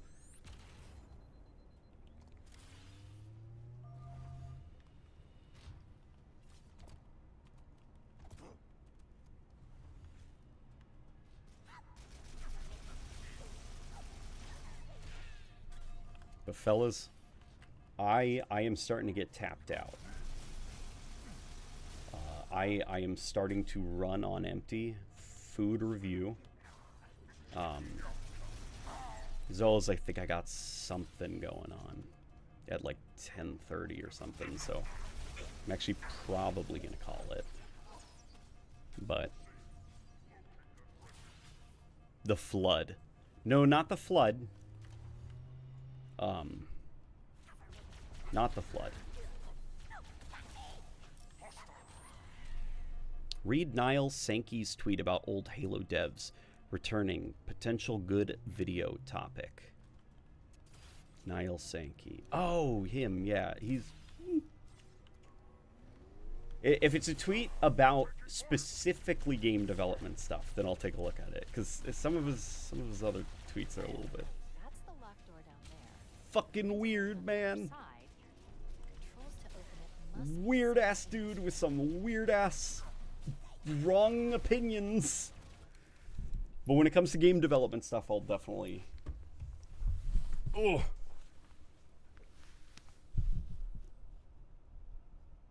Is it odd that I miss Warzone Firefight? No, I don't think so, because I think there's some value in Warzone Firefight. I think Warzone Firefight, the fact that it's an objective attack mode that lasts a certain amount of time and then it's done, like, I think there's value to that. Because, like, in Halo Infinite, it's like King of the Hill, you know, Firefight King of the Hill, where it's very fast-paced and it gets itself over with. Where the kind of like endlessly survive for as long as you can firefight modes, I think those aren't very fun in matchmaking. They are fun, though, when you have just like a friend group, you know?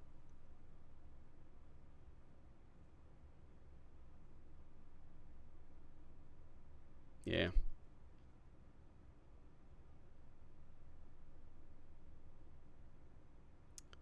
Flooding those DMs. Alrighty, guys. I shall see you later, okay? Thank you, everybody. And Purified Storm, I appreciate you, buddy. I follow you on Twitter. And I always see your DMs when you message me. Alrighty, guys. Knight, man. Knight, anti-skilled shot. Mumpster truck. Isaiah. Ember Blaze Flame. Yeah. I will see you guys later. Agreed. Endless PvE waves is not fun in online matchmaking. Yeah. There's a good reason that ODST did not have firefight matchmaking, and it's because it's a hell of a lot more fun to just play for hours and hours and hours if it's like you're all in a party chat and it's folk that you know. Because if you hop into the MCC, firefight, it's very like firefight with no comms is weird and kind of like directionless, you know? So for matchmaking purposes, at least, creating variants of firefight that are objective attack modes where players are kind of corralled into doing something together and there's a risk of failure. I think that works better for a matchmaking model. But yeah. All right, good night, everybody.